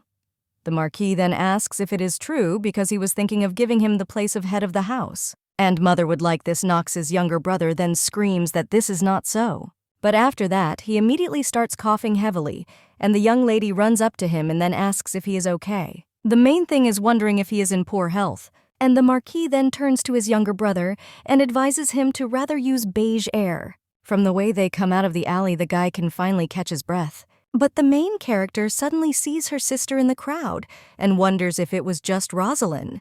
But the girl still doesn't understand why she's here, and it must have been her imagination. The main character then turns back to the Marquis's brother and pats him on the back, telling him to take a slow breath. The brunette at this time turns to his younger brother and says that he did not come alone, after which he asks where his guards are and whether his sick bride is really not with him. Well then, someone screams, "Who did this guy call violent?" This turns out to be the same bride of the Marquis's younger brother. Sook then turns to Ruby, and the girl then screams that she's had enough and asks if they have any idea how excited she was when he suddenly ran away. And the girl also says that Lord Sook, in his position, should take more care of his health. The guy then agrees and apologizes. And the girl then turns to the lady with purple hair and tells her to hurry up and let go of the Lord's hand. The main character then agrees, and Suk says that Ruby should not speak to her in such a tone because this is his brother's fiancé and she was just worried about him. But then the guy starts coughing again, and the girl then says that they should go and return to the carriage and then take the medicine. After which she turns to Nox and says that about him. If he so wants to wander through the dark forest until the end of the day in search of moongrass, then the flag is in his hands. But the guy just got a bride. And someday, her and the Lord's child will become the heir to the House of Iltern, so let him remember her word. The brunette then says that she should do as she pleases, after which the girl turns around and leaves. The main character then claims that it was like a hurricane swept through there, and Nox, then he claims that this impudent lady is the bride of his younger brother and the only daughter of the Marquis of Fandy. The young lady then thinks about Marquis Fanda and realizes that as far as she remembers, his wife is a central figure in secular society, and her mother was desperately trying to establish a relationship with her. Well, she believes that the daughter adopted a strong-willed character from her parent. The Marquis at this time says that anyway, it's time for them, because they have already spent so much time and still haven't bought anything. The girl then answers that yes, after which she takes her future husband by the hand and realizes that in the end she managed to hide her secret, but rather Mr. Knox allowed her to do it, and she herself asked him to plunge her into eternal sleep, and believes that it would be dishonest on her part to hide the reason from him. Therefore, the girl thinks that when the engagement takes place, she will trust him with all her secrets, be it the price of her strength and the loss of all feelings. Well, the girl understands that she will do it later. Now they enter one of the shops, and the guy greets them in one of the branches of the Mirage jewelry store recognized as the best in the empire. The guy also claims that their products are in no way inferior in quality to the main store, and if they are interested in something specific, then they should feel free to contact him. The Marquis then tells the guy to pick out decorations that will look good on this food, and they need several sets. The main character then asks in surprise what Mr. Knox is talking about because they just recently ordered a bunch of dresses and a tailor. Therefore, she doesn't need so many clothes and accessories. And then the guy asks if it's true. Then he says that it's surprising, but he likes dressing up Lunacia. And the girl is already embarrassed by this, and the store employee at this time asks for forgiveness for the wait. And when he brings up the jewelry, he says that they were used only first-class gems. The main character looking at them says that they are all wonderful, and the guy then says that this is exactly the case because their store guarantees high quality of all jewelry products, which is why they are the best in the empire. The main character then thinks that if we talk about other stores, she saw someone who looked like her older sister, and maybe it really was her. At this time in the middle of the street is another jewelry store named Rosario. A lady with blonde hair rushes in, and the worker then says that he hopes the owner is in good health. And he heard that she went to the Mirage to study her competitor better, and now that she has returned. But the girl then looks at him furiously and tells him to remain silent if he has nothing to say because she is not in the mood, and their store is full of customers, and they are also in no way inferior to the main department of the store. After which, the girl says that the employee should now tell her what it is, and according to the reports of his store sales have fallen sharply this month, so the girl asks if he has any justification for this. But the guy then only claims that he followed the owner's instructions, and the girl then asks if he wants to say that it is her fault, after which the worker bows and asks to forgive him. And Rosalind understands that Lunacia has left, and all the problems are now due to the fact that she refused to fulfill her duty to her family. So it's very annoying. Now the lady with blonde hair only furiously clutches the letter and then says that this is enough for today. The employee is fired. The guy then in shock asks how and asks to wait, after which he begs not to fire him. But the girl doesn't even pay attention to this and understands that if this continues, her store will be ruins. But she dreamed of how she would overthrow the Mirage in front of her and become the owner of the best jewelry house in the empire. The girl then takes one of the documents in her hands and realizes that she has long noticed this ghostly plant. And if she finds the gem fruits that this herb produces, then the sales of her stores will skyrocket. Therefore now the girl claims that the moongrass will be hers. The young lady's maid at this time only admires the fact that the girl is wearing different outfits. And Sierra says that the lady is wonderful in everything, and then asks what they should do and what dress she will choose for the engagement banquets because today she should be the main character of the evening. The young lady then tells Sierra to calm down a little, and the maid then replies that it's definitely time to take a break. So if the lady is tired, then she can take off her dress for now because they still have a lot to try on. After which Sierra runs out of the room and says that she's going to go make some tea, and the young lady thinks how much enthusiasm this girl has. The young lady also understands that she cannot get her dress dirty, so she will take it off for a while. And looking at all these outfits and accessories, she thinks that they are priceless for her because she was the only one in the Hassel family who practically didn't buy new things. And the young lady remembers how the guy said that it's amazing, but he likes to dress her up. And now the girl thinks that this is still too much. Well, then someone comes into the room, and the main character wonders if Sierra has already returned. But then the young lady sees that this is not a maid at all. And after this, the Marquis became very embarrassed and asked why Mr. Knox came. Well, at that very moment, she turns around and screams in embarrassment. The guy then apologizes and says that he forgot to knock. And he himself understands that he should have already gotten used to the ruby of a woman's body. Well, now he says a little embarrassedly that he will turn away and asks if it's better for him to go out.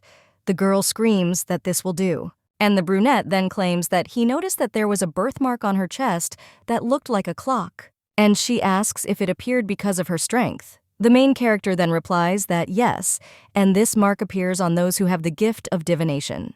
The Marquis then says that it must have been difficult for her with such power, especially considering her family. And the girl then replies that this is true, and initially she was just an addition to her brother heir and was not considered anything. But thanks to this power, her family finally began to pay attention to her. And at first she was happy, but they treated her just as a convenient tool. Hello, that's the way they are, people. The guy then asks if she was mistaken for an instrument, and then claims that this is a perfect comparison, after which the Marquis also indicates that the girl should sit down next to him, and then the young lady does so. And the brunette then says that his mother treated him the same way. The girl is then a little surprised, but at the same moment, the maid bursts into the room and asks the lady to forgive her for being late, and also says that her tea is ready. But the maid, when she sees her mistress sitting in almost nothing but her underwear and the Marquis sitting next to her, comes into shock. The girl immediately kicks out the gentleman and asks what he's doing there because he's not allowed to go there, and even if he's already been a couple with the girl at least 10 times. But even they first need to go through a certain procedure, so she asks to do without these nightly deeds of his. The guy then says in shock that she misunderstood, but the maid then screams that she will defend the mistress's honor. After which he escorts the gentleman out and closes the door. And the guy then thinks that he's actually the boss there. But then he sighs and realizes that he almost said too much, and he wonders if he has become too attached to the person, which asks to be plunged into eternal sleep. A little time later, the young lady is already in the imperial palace and realizes that for the first time, there she believes he is a very majestic and famous aristocrats, and also representatives of royal blood. They are there, and everyone is watching them. In the hall, you can also hear gossip that this is a guy from the family of Marquis Iltern, nicknamed the Moon Eater, and he is a hero of the last war. Well, just think about it. There are those terrible rumors about him. However, the guy is handsome, and one of the women says that she saw his younger brother in social circles from time to time, but he is on a completely different level. The guys then also gossip and ask if the girl next to him is the daughter of Viscount Hassel. But her father did not hesitate to talk at every corner about the fact that his daughter caught the Marquise in her net, but she is not at all like her sisters and brother. The main character then thinks that they didn't even bother to discuss her family, and the girl wonders if any of them are in the hall now. The brunette at this time turns to Lunacia and says that first they will approach Gendel. After all, he is running the show this night, and it looks like the Emperor and Empress decided to come only towards the end of the evening. The main character then agrees. But suddenly someone screams her name, and when the girl turns around, she immediately looks at this person with contempt. After all, it turns out to be Rondel. Others from the Hassel family are also at the ball, and Soleil then says that Sister Luna has not arrived yet, and the youngest of the family then claims that the Marquise Ilterna is also nowhere to be found. And did the heroes of the occasion really decide to be late? After which, the baby turns to her brother and asks if she looks cute today. The guy then sighs and says that she is asking this again, And since the very morning she has been asking the same question. But the girl then screams that it's because it's a special night and she wants to be incredibly sweet. The guy understands that Rosalind's mother and sister did not come, and the father bows to everyone, and the guy is now a nanny for Cynthia. The guy also understands that months have passed since their last meeting with their sister Luna. But he still doesn't understand why the girl wasn't happy with it before, because they were a loving family and lived in an idyll. And she also had a wonderful fiancé, Rondell. The girl now looks at her ex-fiancé and realizes that she did not think that she would meet him before meeting her family. The guy says that he and Luna haven't seen each other for a long time, and he asks if it seems to him that she has become more beautiful. And she put on this whole show for him? Well, he claims that this time he forgives her, so let her think again. However, the main character then asks what it means for her sake and who she should forgive. And also, what is he talking about? But the guy then gets shocked and says what? Luna still loves him. After which, the guy also comes up to her and asserts in her ear that he can tell everyone about her strength. The girl then thinks, is he really threatening her? And this is in return for the fact that he used her for so many years. So the young lady thinks how glad she is that she didn't marry him. After which, she and the Marquis exchange glances and then smile. The guy is then very happy and says that Luna has finally realized her mistake. However, the young lady then only says that she is glad to see him today and thanks him for being able to take the time to devote the banquet on the occasion of her engagement to Mr. Knox. The guy then does not understand what Luna is talking about, and the young lady claims that the engagement to him was officially canceled and everything was within the law, so she does not intend to maintain any relationship with him in the future. The guy then screams in shock, "What is she talking about?" and then claims that she wanted it herself. But after that, the Marquis approaches Rondell and says that it seems the guy has gained the courage to threaten his wife. After which he says that he should just try to mess things up, and he will not vouch for the safety of his house.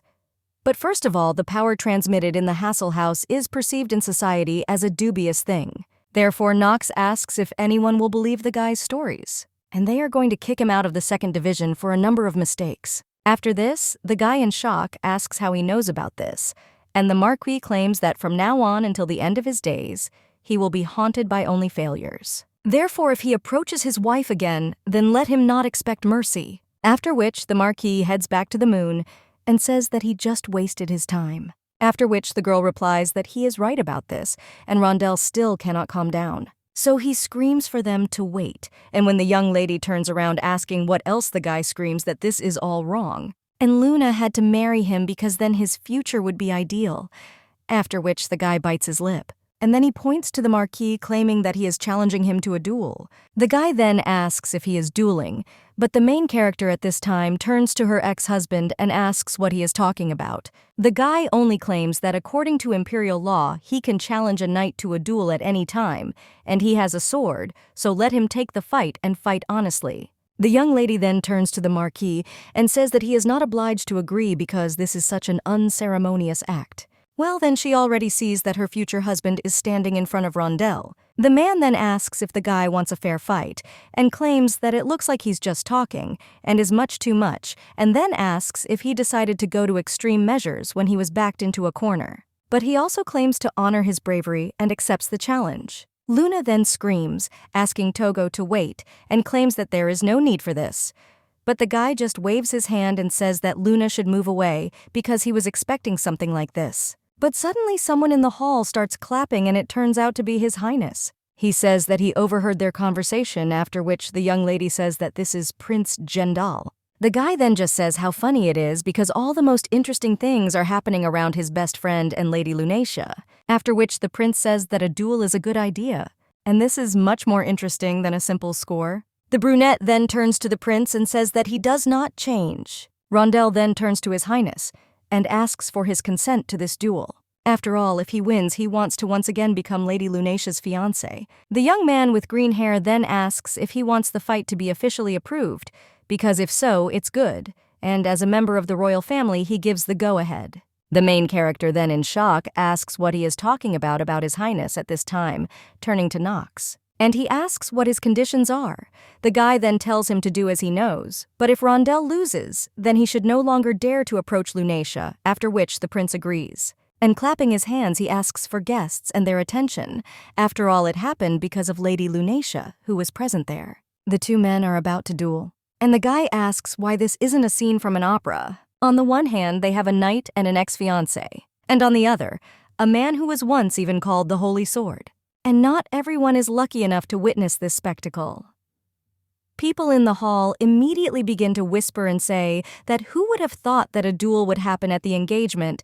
Is this event organized by the prince? Another guy claims that there will be interesting entertainment and what should be expected from His Highness, because the prince's way of thinking has always been progressive, so they can't wait. The main character watching all this understands that they are so looking forward to this sudden duel, and if something goes wrong during the ball, it can create a lot of scandals around her and Mr. Knox. Therefore, Prince Gendal made a separate spectacle for them to have fun, and he helped them out a lot.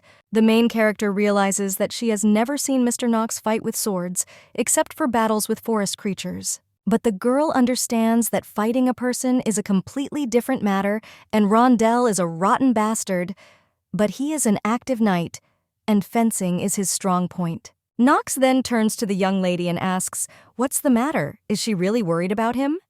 The main character then tries to answer, but the guy then puts his hand on her head and claims that he will not lose to this brainless boy who doesn't even know what the battlefield is, and this is all nothing more than a farce. Therefore, let the gene figure it out on its own. The main character then says with a smile on her face that she will just believe in him and watch. And the guy then agrees and says that since it comes down to it, he asks if she will agree to one condition and then says that if he defeats this kid, then she will honestly tell about her secrets, and the main character then understands a little bit that she wanted to talk about the loss of her feelings immediately after this engagement. However, now she says that it's good, and they agreed, after which the guy asks if she promises, and then claims that now he has more motivation. After that, the two guys find themselves on the street and everyone else is watching them. The prince claims that he is lucky that the moon is shining so brightly today, after which he turns to Lady Lunacia. And he claims that the Marquis the Moon Eater is conducting a duel under the full moon,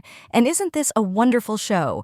And the girl replies that there is nothing wonderful there. After which, one of the knights brings 2 swords and informs His Highness that everything is ready, after which the young man with green hair says that it is time to give the weapons to the duelists. And these 2 take swords in their hands. His Highness states that they will use training swords, and whoever kneels first is the loser. The main character then looks at her ex-husband and realizes that he seems to be serious. The guy then thinks that everything is fine and this guy is a war hero or not, but this is a long time ago. The young man also thinks about his chances of losing, and he understands that even if he relied slightly on the power of the moon, he was accepted into the 2nd division precisely because of his skills. And the guy understands that he is strong, so he just needs to defeat this guy and everything will return to normal.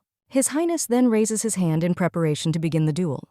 Then he screams for them to start. And at the same moment, Rondel rushes forward and then launches a series of attacks, but the Marquis only jumps back. One of the observers says how curious it is because the son of Count Alaudi takes the initiative into his own hands, and the girl claims that at such a young age, he was able to get into the 2nd division, and it's immediately clear why he has an innate talent for fencing. The main character then thinks how it is, and if everything goes well, it will continue to be bad. Therefore, the girl is a little worried, but His Highness sighs at this time, and then says that Knox is the same as always.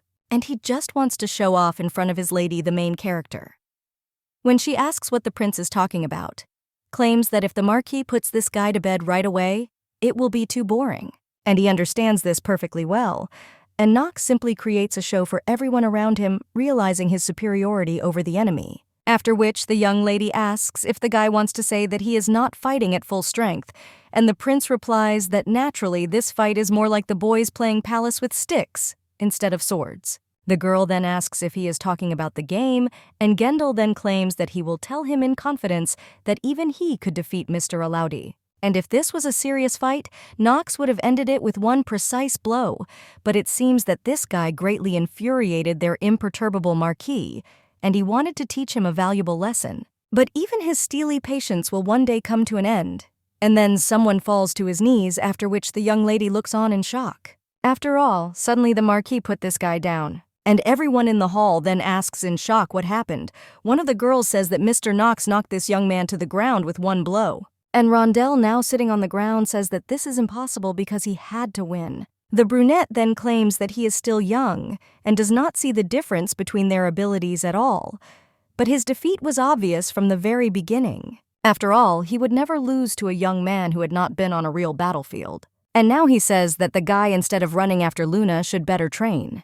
The young man is then in complete shock and tells the brunettes not to forget about his promise because he will never approach her again. His Highness then raises his hand and says that this is their winner, Mr. Knox Iltern.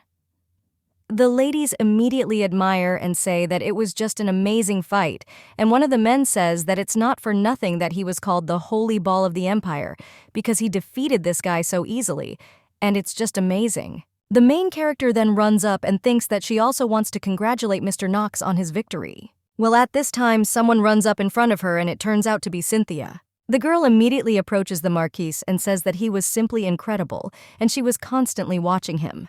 The girl then tries to be very nice and asks to be allowed to introduce herself, after which she claims that her name is Cynthia Hassel, and she is Lunatia's younger sister. But they already met once, and the girl asks if he remembers it was when he visited their house. But since then, she hasn't been able to get his image out of her head, and to be honest. But when Cynthia turns around, she sees that the guy is no longer there, and she screams in shock. What is it? The Marquis just approaches his future wife and asks if Lunatia saw how he defeated this guy. The main character then replies that yes, she saw everything from beginning to end. After which she congratulates him on his victory and claims that he did a great job, after which he says that Cynthia wanted to talk to him. And the girl then turns to the Marquis. However, the guy replies that such a noisy young lady does not interest him at all. The main character then realizes in shock that she is the youngest daughter of their family. Cynthia charmed every man who just looked at her, and only one could resist her charm. Therefore, the young lady now smiles warmly, but the Marquis then approaches her and says that what is more important is whether she remembers their agreement. The girl then replies that yes, and repeats her words that if Mr. Knox wins the duel, then she undertakes to tell all her secrets, and claims that she will tell him everything. A short time later, 2 guards guarding the gate think that there is noise inside the palace, and one of them turns to the other and then claims that this is an ordinary evening on the occasion of the grind, so he does not understand why there is such a fuss. But another says that there, after all, the Moon Eater himself found a bride, and this is a truly unique event. So tonight it was ordered to strengthen the security of the palace, but no one came to change the guard, and the guy asked if they overslept. But at this time, someone is already standing next to the non-breathing servant and claims that he has finally reached the palace, but it's just a little more. And he will be able to take revenge for the destruction of his country, so he will finish off that devil. Whoever dared to take the life of his father, he will take revenge with his own hands. The main character at this time claims that she will tell about this secret only in private and not there, and the guy then agrees, after which he claims that they will talk about it when they return to the mansion, and then asks if she will try to escape. The main character replies that no, and that this mansion has also become her home. The girl understands that she is not going to return to her parents and be a tool in their hands for the rest of her life. And now the young lady is thinking that if Cynthia came to the reception, who must be someone else from the Hazel family there. But at this time, His Highness approaches them and says that Knox put on a great show. After all, he killed the boy in 2 counts, and he didn't expect anything less from his best friend. But the Marquis then claims that he does not remember considering him his best friend, and the young man with green hair tells him not to be modest. But Lunatia fell in love with him again while watching their fight, and the main character is a little embarrassed after that. Well, he claims that you can say it this way. The guy just sighs after this, and His Highness claims that he actually came to ask Lunatia if he could steal Knox for a few words. After all, he would like to discuss in more detail the progress of the search for the lunar clearing. The girl then asks if he is talking about the moonlit glade about the Marquis, then wonders if the prince wants to say that he should discuss work with him at the party in honor of his own engagement. The green-haired young man replies that he always gets all the information from Urin and would like to chat with Knox personally, and he cannot miss such a great opportunity when he is within his reach. After this, the Marquis just gets angry, and the main character looking at his face understands that it directly says, "Leave me alone." The brunette then apologizes and says that Handel won't let go so easily, so he'll go away for a while. And the main character replies that she is not a child, and she can be left alone for a while, so don't let him worry. The guy then agrees, and the young man with green hair says what a beautiful bride he has, and then they leave. And Luna then thinks that now that she is finally left alone, she can eat a little. But due to the loss of taste, her appetite also dropped sharply, and she lied to Sierra that she wanted to lose weight so that her evening dress would fit perfectly. But the girl only began to worry about her more when the main character is already heading to the table. Then her brother suddenly hugs her from behind, and the main character asks if this is Soleil. The guy then, with a smile on his face, says that he and his sister have not seen each other for a long time, and asks how she is doing and if everything is fine. The girl replies that yes, and she hopes that everything is fine with him too. The young lady understands that even though this guy is her twin brother, they are completely different in character, but the girl is even glad that he does not change at all. The young man then turns to Luna and says that so much time has passed since her last visit, and the guy asks if the girl wants to return to them because the whole family is really waiting for her, and he too. The guy claims that he saw Mr. Knox's duel with Rondell, and he is so scary, so if the Marquis is keeping her in the mansion by force, then let the girl just say so. The main character then says that Soleil should listen, because he is the one about Mr. Knox. However, then someone interrupts her and screams that here is his daughter, after which he states how long it's been since they've seen each other. The young lady then warily turns to her father, and he says how glad he is that their relationship with the Marquis is becoming stronger every day. But he also says let the girl not forget about her family, because they are looking forward to visiting her. The young lady then understands that this man speaks loudly to attract attention, and is trying to show everyone present what a caring father he is, and that he misses his daughter, but only one thing can be read in his eyes. This is so that the girl does not dare to blurt out too much and also deceives her fiancé and returns home alive. However, the girl then realizes that she is no longer subordinate to the Hassel house and must put an end to their relationship with them. Luna now asks to allow her father to clarify, and then claims that she is no longer part of the Hassel family. The man is very surprised by this, and Soleil then turns to Luna and asks what she is doing. The girl only claims that she will very soon become part of the Iltern family. Therefore, the connection with the Hassel family is no longer out of the question, and henceforth their family will not help the Hassel family. The man then becomes furious, and the main character claims that her fiancé has still been kind to them because they are her parents. But after the wedding, he will not support them. The young lady's father then asks in shock what she is talking about. Everyone in the room starts whispering and asking what they are talking about, and whether Hassel was receiving support from the Iltern family. Another man then claims that this is the first time he has heard about this, because if it were so, the Marquis's family would confirm it. After this, the man becomes even more tense, and the main game does not claim that they have finally met. Then she asks if her father could show her the document that they concluded with Mr. Knox on the occasion of their engagement. The man then says how obnoxious this girl is, and he hid behind the name of the Marquis to protect their family, so how can she be so ungrateful? But the girl then claims that she has already said and repeats again that they are no longer a family. The man then, in shock, asks what she is talking about, and the young lady claims that if he tries to raise his voice at her in secular society, it will be considered bad manners. So let him not disappoint her anymore. When the young lady finally goes out onto the balcony, she thinks how tired she is, but she is an honorary hostel of His Highness and will not be able to leave so easily, so she thinks that she will take a little rest and return to the guests. But then someone comes up behind her and asks her to listen. The girl then turns around and thinks who it is. But then she sees that it is Lord Sook, and the guy with a smile on his face claims that he is glad to meet Lady Lunacia again. He claims that there are so many guests in the hall and it's stuffy, so he even felt dizzy, and he also asks if the lady would mind if he kept her company for a while. The girl then replies that of course it is possible, and he understands that this is true and the Lord is in poor health. But the girl then asks if he really arrived for the evening alone, and how did his bride know she saw her mother, Countess Fanday, in the hall? The guy then claims that Ruby doesn't really like his older brother.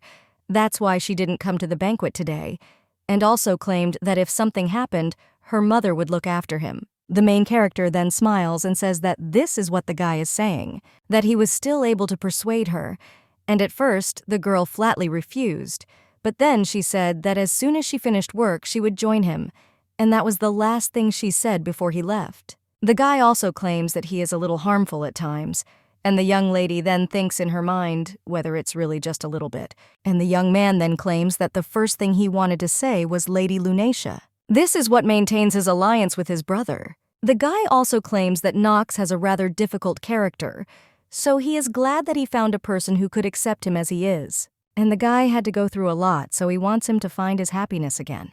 The young lady, when she asks what he's talking about, he's Knox's little brother. Then he claims that he will tell her, but let the girl just not say anything to his older brother, because he wants to tell her the secret of the House of Iltern. In fact, he and his brother were born from different mothers and the woman who gave birth to his brother. He came as his mother's sister, to whom their father was officially engaged. However, he secretly loved her sister, and their romance led to the birth of Knox. And the father had little interest in his bride, but when his mother found out about everything, her anger knew no bounds. And the woman then desperately screamed, why did she deserve such humiliation? After all, her own sister was pregnant by her own husband. Therefore, she screamed that she would not allow this child to be born. His mother's prayers were answered, and her sister fell into eternal sleep during childbirth. And in order to protect the honor of their house, his brother told everyone that they were children of the same parents, but his mother simply could not love him. From the moment the boy was born, everyone forgot about the existence of the eldest son. The main character then asks how this can happen, and the guy claims that in truth, his mother wanted him to inherit the position of head of the Iltern family. And the girl must know that the place of head goes to the eldest child, and besides, Suk was born with poor health. Therefore, the guy claims that his father was against him becoming his successor, and chose the brothers. But the young lady then asks if the guy was offended by the fact that his father handed over the type to Mr. Knox. And the young man then replies that this is not surprising, because the brother is the son of the woman whom his father loved with all his heart. However, he still feels indebted to his mother after all. Except for her father, they obey her will. While fulfilling her dream, the mother entered into an agreement with her father, who stipulated that the title of head of the Iltern clan would be inherited by the one who first has a child. And the main character then realizes that she remembers Ruby's words. She claimed that Mr. Knox had just got a bride, and that someday her and the Lord's child would become the heir to the House of Ilterni. But the guy then says that this is not all, and by the will of his mother his brother went to war, and when he returned a hero from the battlefield. The young man was very happy, and said that he was so happy that his brother had returned Knox, then said that they had not seen each other for a long time, and the young man then turned to his brother and then asked if everything was okay with him, but he needed to rest. But the guy's mother then said that he should not approach him, and Suk then asked what she was talking about. But the woman only said what a pity that this disgusting brat did not plunge into eternal sleep during the war. Luna is now in shock and asks how she could say such a thing. He just sighs and says that his mother always behaved like this with him and asks him to forgive her for this. And so the guy claims that he hopes Lady Lunacia will give birth to a child as soon as possible, and his brother will become the official head of the family in his place. The girl is then very embarrassed and in shock, asks what he is talking about and whether she should give birth. But the young man then asks if she didn't plan to give birth to an heir in the near future. The main character then understands that this usually happens after a wedding, because the newlyweds are thinking about having a child, and everything would be fine. But in their case, given her future, she will not be able to give birth to a child for Mr. Knox. After all, she herself told him that he is not obliged to love her. Well, when a girl thinks about this, she doesn't understand why she feels pain. Suk then claims that their conversation went on for a long time, but he hopes that the girl will take care of his brother, and also claims that when he first saw her in the city with him, he noticed how much he had changed, and the young lady asked what changed means because she wouldn't understand. But she understands that until all her 5 feelings disappear, she wants to stay with Mr. Knox until the very end. At this time, the guy just turns around and says that he'll probably return to the hall, and the girl agrees. But when the young lady looks down from the balcony, she sees Cynthia there, after which she thinks what she is doing there all alone. Suk then asks Lady Lunacia if something is wrong, and the main character replies that she doesn't even think about whether she should ignore what she saw. Well, she understands that the girl never walked alone, and someone always looked after her, and usually it was Soleil. Now, the young lady thanks Lord Suk for telling her a little about Mr. Knox, but claims that all she can do for him is to be there. After which, the young man with a smile on his face tells her to believe because this is enough. After which, he asks Lady Lunacia to become a real family for his brother. The young lady wants to say something else, but still stops. And the guy then says that then he'll probably go. But at the same moment, her brother runs up to Luna and screams. The main character then asks what he is doing there, because she thought that he was looking after Cynthia. The young man then cries out whether she saw her. After all, the girl threw a tantrum that she had lost her earring and forced her to look for it. And he was told to keep an eye on her so his father will be furious if he finds out. The main character now understands what the girl was doing in the backyard all alone. And she was watching Mr. Knox's fight, so she apparently assumed that she had broken off her earring there. And now the lady with purple hair says that about Cynthia However, the girl doesn't have time to finish when someone else comes up to them and asks if it's the tomboy Soleil. The guy then screams out what the teacher is doing there, and the main character realizes that apparently this is his mentor from the Knightly Academy. The man then claims that he served with Mr. Iltern in the war, so of course he came to the evening in honor of his engagement. But more importantly, he claims that yesterday Soleil skipped the battle exam, and the guy then screams how he found out. And the man replies that it's nice that his family is there too, because it's worth meeting his father and telling the guy about his low academic performance lately. The young man then asks the teacher not to do this, and the teacher then asks if the guy also saw the battle of Mr. Iltern and Alaudi's son. And after all, the guy needs to look up to him. After which he pulls the young man by the hand and says that he will retake him right there. The main character then asks for forgiveness and says that she is forced to leave the Lord because she recently saw her younger sister in the backyard, so she will go find her and return her to her father. The girl understands that Cynthia has always been a very capricious child, but Soleil always sat down to look after her, and only she sometimes managed to cope with the girl's character. But be that as it may, she is just a naughty child, and this time so be it, she will help Soleil with her. But Suk then turns to the young lady and asks, maybe he should go with her. Otherwise, walking alone in the night garden is a little dangerous. The girl then says that it belongs to the royal palace, so don't let the Lord worry because she will soon return to the guests. And if he gets into trouble again because of her, his fiancé will be angry. A short time later, the main character is already in the garden and asks where Cynthia is, after which the girl wonders if she is there, and maybe the baby has already found the earring and returned. The main character then sighs and thinks that although she has already gotten used to her blindness in her right eye, it is still alarming to go out somewhere at night without an escort. And besides, she had already lost the taste of, hey, the girl then remembers the Lord's words about how the lady would become his brother's real family. Therefore, the main character remembers the guy and thinks that this is impossible because in 6 months, she will lose almost all her feelings. But suddenly, the young lady somehow sees her sitting behind a bush. Then he asks if there is anyone there, but when he sees this terrible picture, he asks the man lying on the floor if he is okay. However, when the girl turns the guy around, she sees that he is no longer breathing.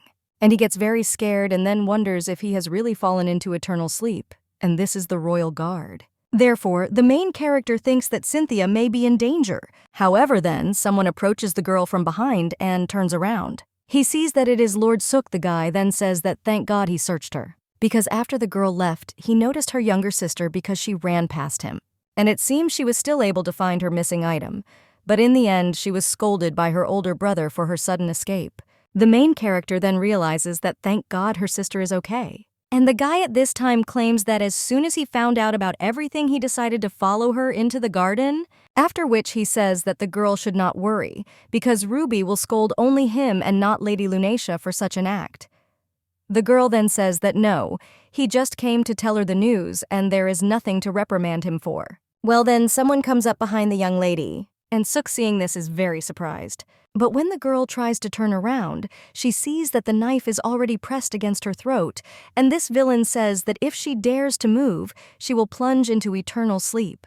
At this time, the prince talks with the Marquis and suggests getting straight to the point. after which he asks whether the guy even believes in the existence of the lunar clearing, and the Marquis claims that at least until he finds her, they will not know for sure whether she exists. The young man with green hair then just laughs and says that his best friend is as optimistic as always. But he has almost no time left because if he does not find a clearing, then their empire may be on the verge of collapse. And the brunette then asks if the current situation is really so deplorable and today is an important event. However, he did not see his parents at the party. The guy then claims that they have urgent matters to attend to, after which he takes his mug of tea and drinks it and then asks, "Did Knox tell Mrs. Lunacia about finding the lunar clearing?" The guy then replies that he told her that all this was for the sake of his fiancée, and the girl doesn't know the real reason. His Highness then says that's how it is, but then claims that it's nice, and it looks like the guy doesn't want to tell her the whole truth. Then he asks if the Marquis is afraid that people will find out about her true abilities. And after all, if Mrs. Lunacia is truly capable of seeing the future, then he would demand her direct participation. But the Marquis only remains silent in response to this, and His Highness then laughs and then claims that he is joking, and let his best friend not make such a face or ask if the guy misses his beloved bride.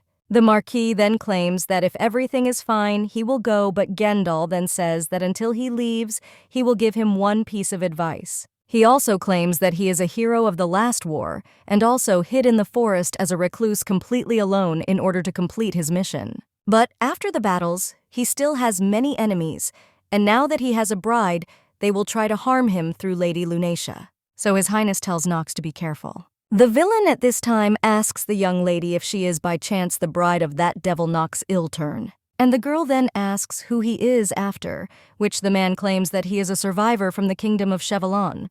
The young lady then understands that this is a kingdom that declared war on them but was defeated, and these lands as the winner now belong to them. The guy then claims that his father was a soldier, but the devil took his life, and before his death he cried praying to be allowed to go home to his family. But this monster plunged him into eternal sleep, and now the guy screams that he will repay him in kind, after which he will kill him with his own hands and take revenge for his family and his home.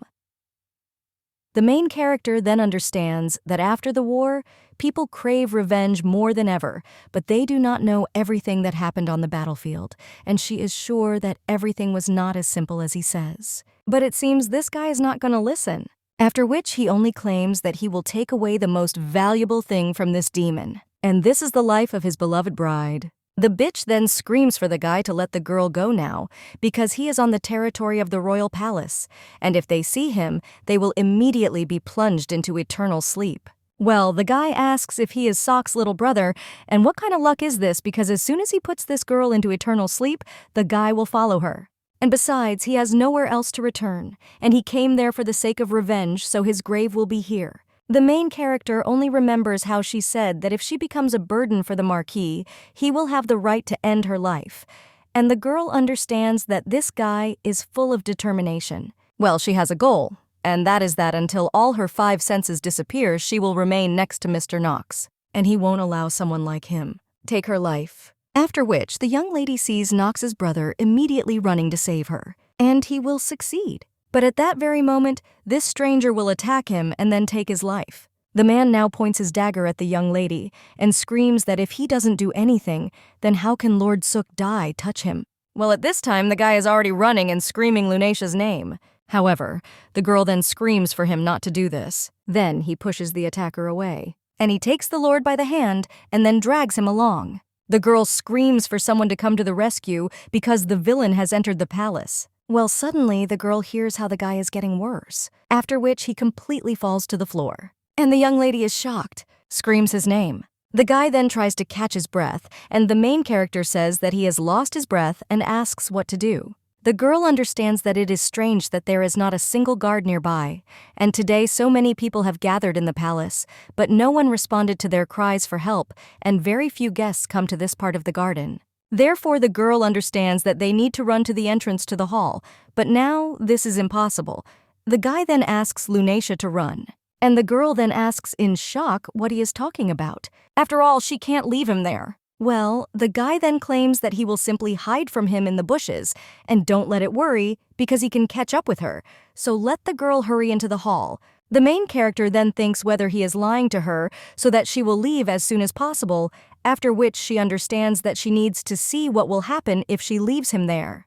And the young lady once again uses her power and then sees that if she runs away, the guy will end. And then Ruby will only look in horror at the lifeless body of her husband. Therefore, now the main character realizes in shock that she has no strength left, but it's obvious that if she left the Lord there, he would fall into eternal sleep. And the girl understands that she cannot allow this, after which she claims that this guy will very soon find them, and she will distract him. And the guy must run. The young man then asks what she is talking about.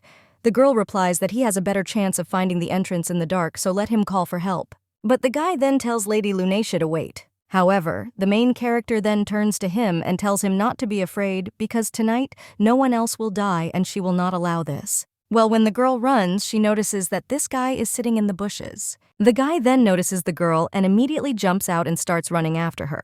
The main character then realizes that she is wondering if the Lord was able to get to the hall and call for help. After all, she can no longer run, and she can no longer see with only one eye, and it's even harder for her to move in the dark. But suddenly the girl trips over a tree root and falls to the floor. At the same moment, this attacker comes up from behind and says what a playful girl she is, and she looks completely ordinary. But the guy then claims that she will become his first victim, and he will definitely take revenge on this devil. The girl then closes her eyes and prepares for the worst. But then she hears someone calling her, and he asks if it's Mr. Knox. The guy then repels the attacker's attack and says that he can win even with a training sword, after which he completely knocks the dagger out of his hands. And then it gets closer and closer to the attacker. Then she hits him in the stomach with the hilt of the sword, and the guy immediately falls, but the Marquis then tramples him with his foot. Then he asks if the guy walking around at night knows a woman who raised his hand, and he was lucky that it was an ordinary wooden ball.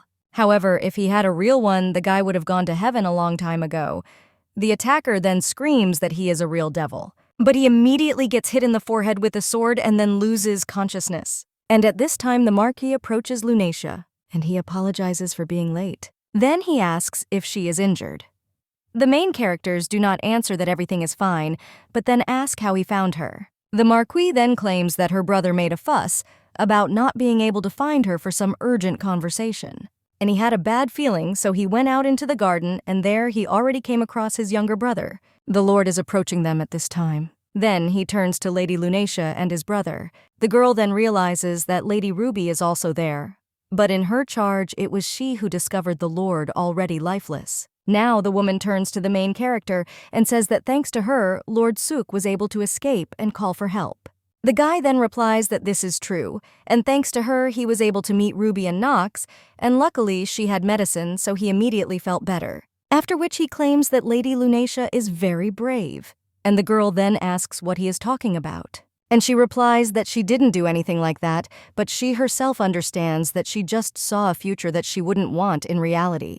Ruby then states that on her own behalf, she wants to express her sincere gratitude to her, after which she becomes a little embarrassed and looks away. Thanks her for helping the Lord and also claims that she wants to apologize for her disrespectful behavior earlier. Before Lady Lunacia, the main character then turns to Lady Ruby. And the Marquis at this time claims that the girl was worried about her psychological state and wanted to cheer her up a little in this way, but the girl then asks what he is saying, after which he screams for them to shut up and says how unbearable Knox is.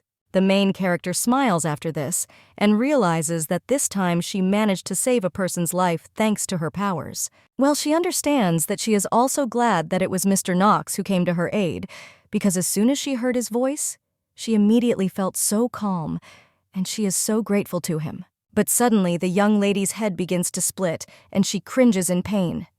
The Marquis at this time claims that first they should call the guards, and they need to tie up the intruder and also send him to prison. But when he turns to the young lady, he sees that she is still writhing in pain.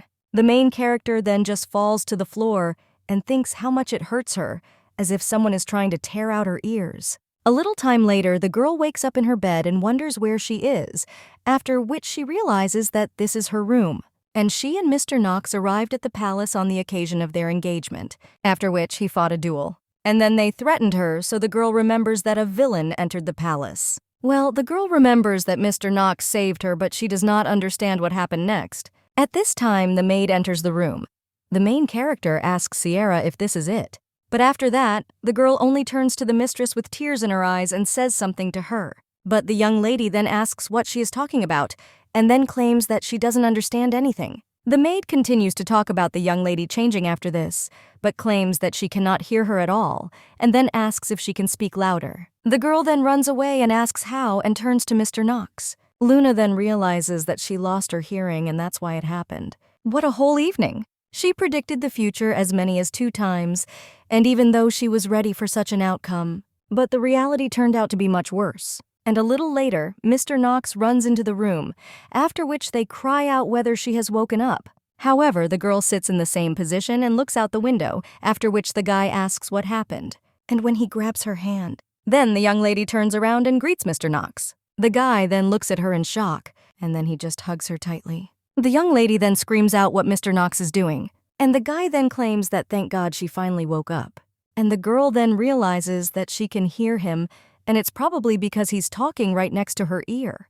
The guy then claims that 2 weeks have passed since she fell unconscious in the royal garden, and the main character then asks if she really slept for so long. And the guy replies that he already thought that she would never wake up and thought that he lost her, so now he only hugs her tighter, and claims that he offended her so much while plunging into eternal sleep, but he was not at all ready for her. The young lady then turns a little surprised to Mr. Knox, and the guy at this time only claims that he does not want to lose her. The girl then says that she is so happy that Mr. Knox's voice can be heard. And the guy then claims that by the way, first she lost sight in her right eye, and then she began to hear worse, and now she asks in surprise how he knew. Well, the guy only claims that she didn't even turn around when he ran into the room with the tiny one. And she also stopped feeling taste, so the market asks if she really has strength. However, the main character then only puts his finger on the card and asks him to refrain from making further assumptions. After all, she promised him that she would tell him everything herself. But a little later, the young lady embarrassedly asks why they are sitting so close. And the guy then approaches her ear and says that this way, she will definitely be able to hear him. The girl then understands that she is worried about something completely different, and that is what Mr. Urin is. He misunderstood what was happening there and just silently left with a mysterious smile. The Marquis at this time turns to the young lady and says that vision, hearing, and even taste, is this all a price to pay for her powers? And the main character then replies that everything is true and understands that this is how she decided to tell Mr. Knox about all her secrets, starting with the loss of all 5 senses and ending with her inevitable future. That's why the guy now says that that's why she asked him to put her into eternal sleep, because she wasn't needed. And the girl then answers that everything is so, and the man then says that her family and ex-fiancé used her for their own purposes, and they really didn't notice what was happening to her. But then the guy says that it's obvious and then apologizes for such a stupid question. He claims that these people never cared about her. And the main character then replies that she just wanted to be loved. That's why she allowed them to take advantage of her. And that's why it's her fault. The Marquis then turns to Lunacia after asking if the loss of 5 senses cannot be reversed, and she only has 6 months of life left. And the girl replies that this is true, and she understands that she has finally opened up to at least someone. The young lady told about everything that was tormenting her body and soul, but she wondered what kind of reaction would come from Mr. Knox. After this, the guy just remains silent and then lets the young lady go. And he gets up from the sofa and then leaves and tells her to wait a little. But then the young lady asks what he is talking about, after which the brunette turns to Urin and insists that he come out because he knows that he is standing outside the door and eavesdropping. However, the young man with blue hair then says, "Why does the gentleman say this? Because he was just nearby because he suddenly needed help." But the Marquis then claims that he does not care and says that he should bring the same thing to the expedition, after which the guy agrees and says that he listens and obeys. Knox then turns to Luna. That time she trusted him was the right time, and he should tell her his secrets too. For example, about what he managed to find out about the moongrass while she was unconscious. The young lady then asks if he will tell her the whole truth.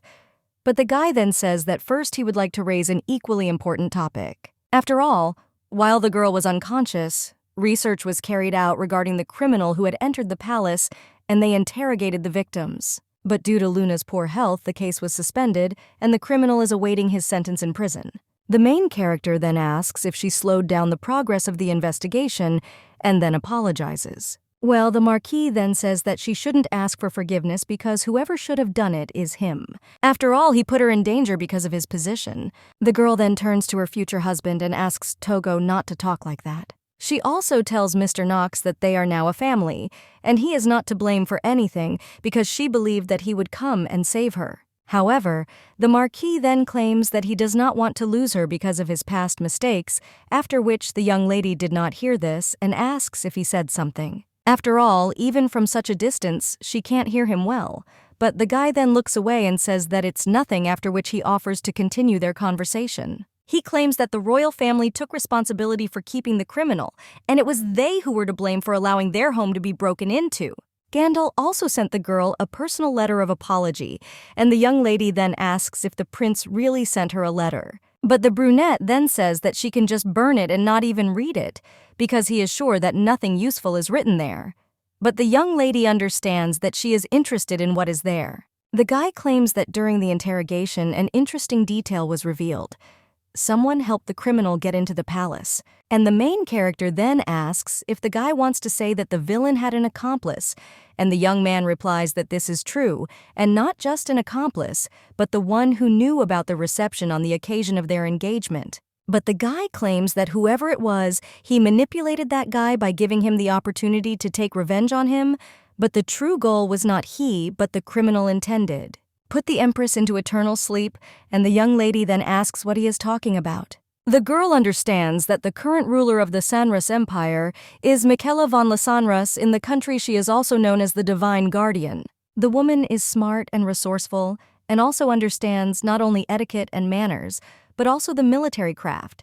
And thanks to her military tactics, they won the last war, and she is loved not only by aristocrats because the people are also crazy about her, but despite the many concubines at the disposal of the current emperor, it was she who gave birth to his heir, and their strong feelings for each other give the empire strength and contribute to prosperity. But the main character then asks who might already benefit from immersion in the eternal sleep of the Empress, and the guy answers that her wide influence on all spheres of the empire's activities. And many aristocrats did not like it, or at least this theory was expressed by Gandalf.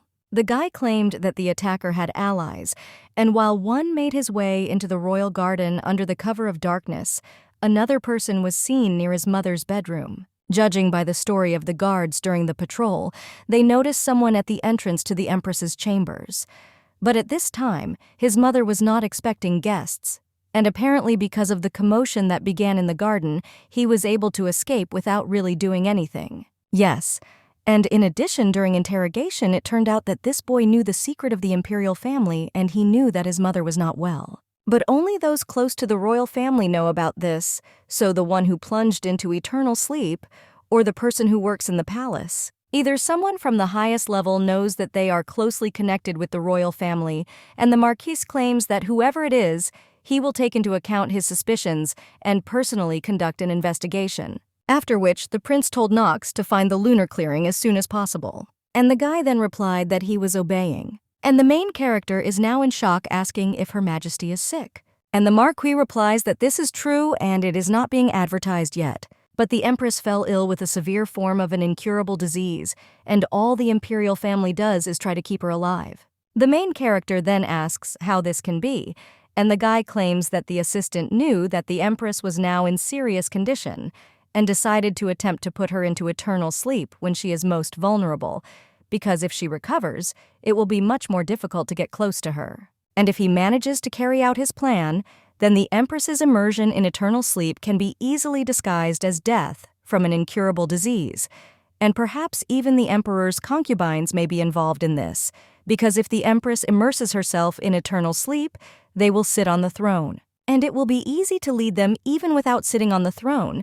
And the main character now asks whether there is really no hope for Her Majesty's recovery, because if she plunges into eternal sleep, then their empire will be in a difficult state, and the guy then claims that this is why he was entrusted with the Search Lunar Glade. But the young lady is only surprised at this, and understands that Mr. Knox said that they were looking for her for the most beautiful gem of all, to present it as a gift to the Empress. The guy then claims that there is no gem in the moonlight. However, the flower petals that grow there have medicinal properties. And according to the scriptures, tea made from the petals of a flower from a lunar meadow can cure a person of all diseases. The young lady then asks about this petal tea, and the guy claims that the legend about the gem is just a trick. But in the stone manuscripts, there was a story about a flower that brings people back to life, and it is also spoken about in other legends of their empire. After which, the young lady asks if this means that he was entrusted with searching for the lunar clearing in order to save the Empress. And the guy then answers that yes and claims that this flower is the only hope for her recovery. After all, he not only cures diseases and brings people back to life, but is also able to give people lost sight and hearing. The main character is then surprised and asks what he is talking about. And the Marquis only turns to her and claims that he wants to save her from the inevitable future. Then she claims that she will find this flower and return all her lost feelings. The main character then asks if he will save her from the inevitable future, and the girl thinks whether the flower petals from the lunar meadow will really be able to return all her 5 senses to her. But she understands that the memoirs say that this process is irreversible. And the guy at this time replies that of course he has no guarantee that these flowers will be able to heal her, but he wants to take a risk and give her the happy future she deserves. And the young lady then thanks him for his kindness, and then claims that in the name of their empire, for the sake of Her Majesty, and for the sake of her bright future, she wants to help him find the lunar clearing. The brunette then claims that if she wants it so much, then he agrees, says a lot, so that the girl does not use her abilities too often, and even asks her about it. After which the young lady agrees and says that in return she wants him to promise her something. Therefore now the young lady claims that if they still cannot find the moonlit clearing or cast the flowers and do not blink to return her feelings to her again, then let the Marquis promise her that in this case he will plunge her into eternal sleep. The guy then thinks in shock how she can talk about this with a smile on her face, but then he only sadly looks away and agrees. The main character only smiles harder in response to this. And at this time, a young man with blue hair comes into the room and apologizes for the wait. He also shows a sign in his hands. And the brunette claims that this is what he told her about earlier. This stone tablet tells of a moonlit glade. The young lady then looks at this sign. Then he reads the words that are written there. But after this, the Marquis only comes into shock and asks if she can really read it. The girl then answers and claims that the memoirs of her ancestors are written in the same font. The young man with blue hair is then surprised and says that they spend whole weeks deciphering just one line and asks in the markets why don't they give the lady the opportunity. Lunacia decipher all the stone tablets they found. The girl then replies with a joyful smile that she will be happy to help them. And at this time, she herself thinks what kind of luck this is, because she can be useful to the master even without her abilities. The young man with blue hair only smiles after this, and when he gets closer to the young lady, that claims that they are looking more and more like a married couple. And he will tell you in confidence that while Lady Lunacia was sleeping, the gentleman personally took care of her all these weeks, and she is so important to Mr. Knox. The girl then asks, a little surprised, what he is talking about. And the Marquis then turns to Urine and asks what he is whispering to Lunacia. However, the young man with blue hair then asked whether he really shouldn't be confidential with his beloved and all that Mr. Beach. The main character at this time thinks that if they manage to change fate, then will she be able to become a real wife for Mr. Knox. A week later, the girl is already sitting and deciphering the signs. She understands that most of them have already deciphered, but at this time someone turns to Mrs. and he tells her to distract herself for a while because they want to see her. However, the main character then does not react to this in any way. She does not even hear the maid, and Sierra then draws more air into her lungs. After which she screams that guests have come to the mistress, and the young lady even gets a little scared. After which, she turns around from the maid and apologizes for not hearing the first time. Well, the maid then says that the mistress should not apologize because she understands that her body is affected by a rare disease that takes away all 5 senses from her. But she is happy to know that the gentleman can find medicine for her. The main character understands that everything is the same as in the case of Her Majesty, because Mr. Knox told them only part of the truth about her, and all the servants believe in her recovery. But now the main character asks who wanted to see her, and the maid then answers that they are waiting for the lady of the living room, so they quickly need to change her clothes. The main character then asks why she needs it, but Sierra immediately interrupts her and says that it's necessary, so they should go. Knox's younger brother and his wife are sitting in the living room, and the main character then comes into the room and apologizes for the wait. She also claims that she did not think that Lady Ruby and Sir Sku would want to pay a visit. The guy then says that they haven't seen Lady Lunacia for a long time, and then asks how her health is. Ruby also claims that she had no desire to go to this outback, but came to her on an important matter. The main character then realizes that, although she can hardly hear them, she can roughly understand what they are talking about, after which she asks why they personally came there.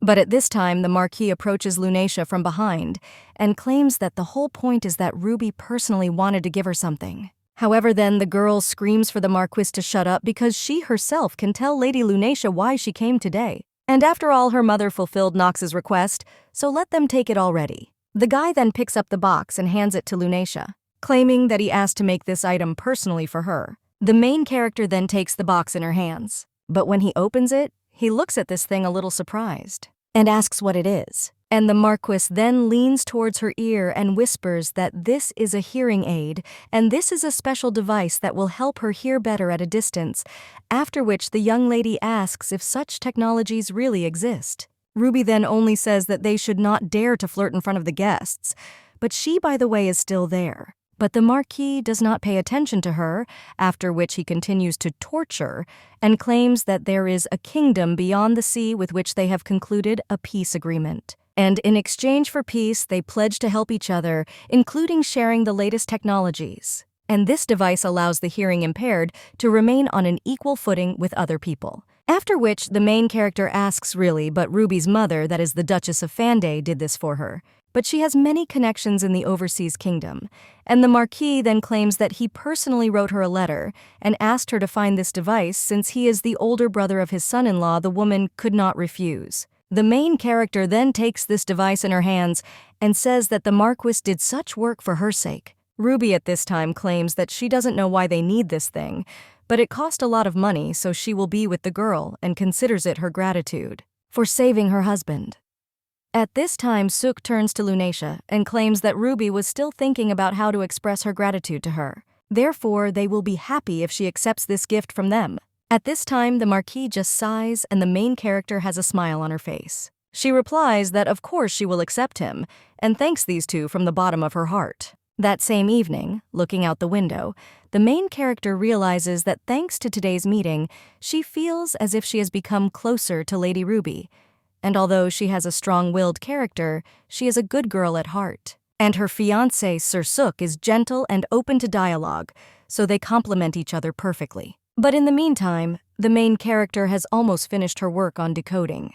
And now the girl also remembers that she should write a responsible letter to Soleil about her well-being. The young lady realizes that a lot of time has passed since she fell unconscious at the reception, and everyone present knew about this incident, and her family was no exception. But only Soleil wrote letters to her worried about her condition, so the girl understands that it is worth keeping in touch with him at least. And now he finishes writing this sheet with a smile on his face. Well then, the girl hears someone knocking on the door, and realizes that she hasn't heard such a clear knock on the door for a long time. After which, he tells the one who came to come in, and it turns out to be the Marquis.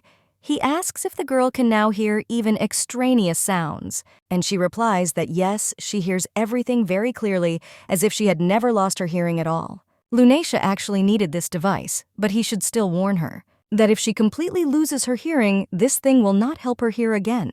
The main character then replies that she understands, and Knox then claims that while he is in search of the moonlight, all he can do for her is to fulfill her wish that she wrote in her diary. The main character then becomes embarrassed and asks if he still remembers about this diary, and the guy replies that of course he has already fulfilled one of her wishes. Therefore, he claims that if there is still something left that she would like to do, then he asks her to talk about it.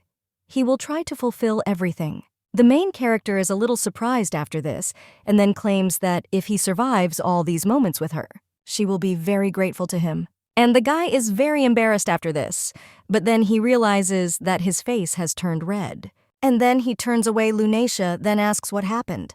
But the guy then replies that everything is fine and let her not worry about it. But before that, he claims that they should visit one person with her, and the young lady then asks who. And the guy replies that Her Majesty wishes to meet her outside the royal palace and personally apologize for the fact that she suffered from the attacker. The main character then asks in shock if this is really so, but in her thoughts, she doesn't understand if the Empress really wants to meet her. Lunatia's father is sitting in his house with empty bottles of wine. His wife then turns to him and claims that her husband has been drinking without stopping for days, and at this rate, his health will deteriorate. But the young lady's father then asks, what difference does it make because everyone knows that they are no longer under the wing of the Iltern family, and having learned about his lies, even regular clients turned away from his family. All ties with Alaudi were destroyed, and Rosaline also left them without explanation, so their house fell. At this time, the maid comes into the room and apologizes, but tells the gentleman that a client has come to him. The man then asks who else it could be, but the maid does not have time to finish her sentence. How a man in a hat comes into the room and asks for forgiveness for coming to them without an invitation.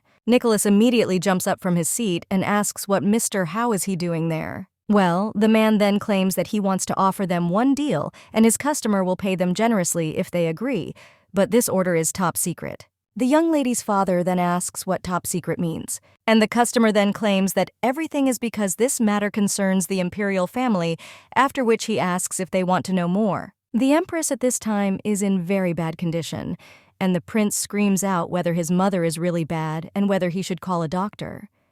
The guy understands that it is an incurable disease that only a few suffer from. His mother's body was struck, and until now, no one has found a medicine that could save a person from a terrible fate, and their only chance to save her is the dam clearing from the legends, so the guy thinks what an irony this is. The Empress at this time tells her son that it's not worth it, because the Iltern spouses will arrive today. The guy then replies that this is so, and they conveyed that it was a great honor for them to meet her. Well, the woman then claims that then she needs to get up, so let the guy call the hearing so that they can help her change clothes. However, the guy then asks if his mother understands that in her condition, one should not strain, and also says that the meeting can be held in her chambers. The woman then just smiles and says what a nice boy Gendel is, and she tells him not to worry because everything will be fine with her. Because she must survive for the sake of His Majesty her son, and also for the sake of the entire kingdom.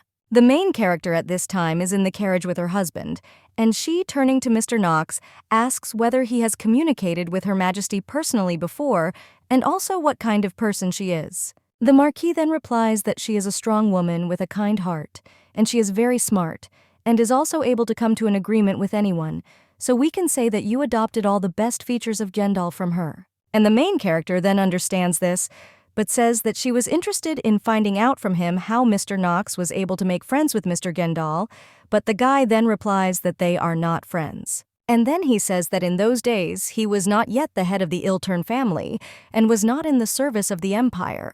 The guy was studying at the Academy of the Knightly Order when he met him, and the best students of the academy were invited to train at the royal palace. And if they were already talking about this, then he arrived at this training session with Urin, after which the main character asks if Mr. Urin really studied with him, and the brunette then replies that this is not surprising because he is the fourth son of one of the generals of the empire. Including him and Urin, another 30 students arrived there.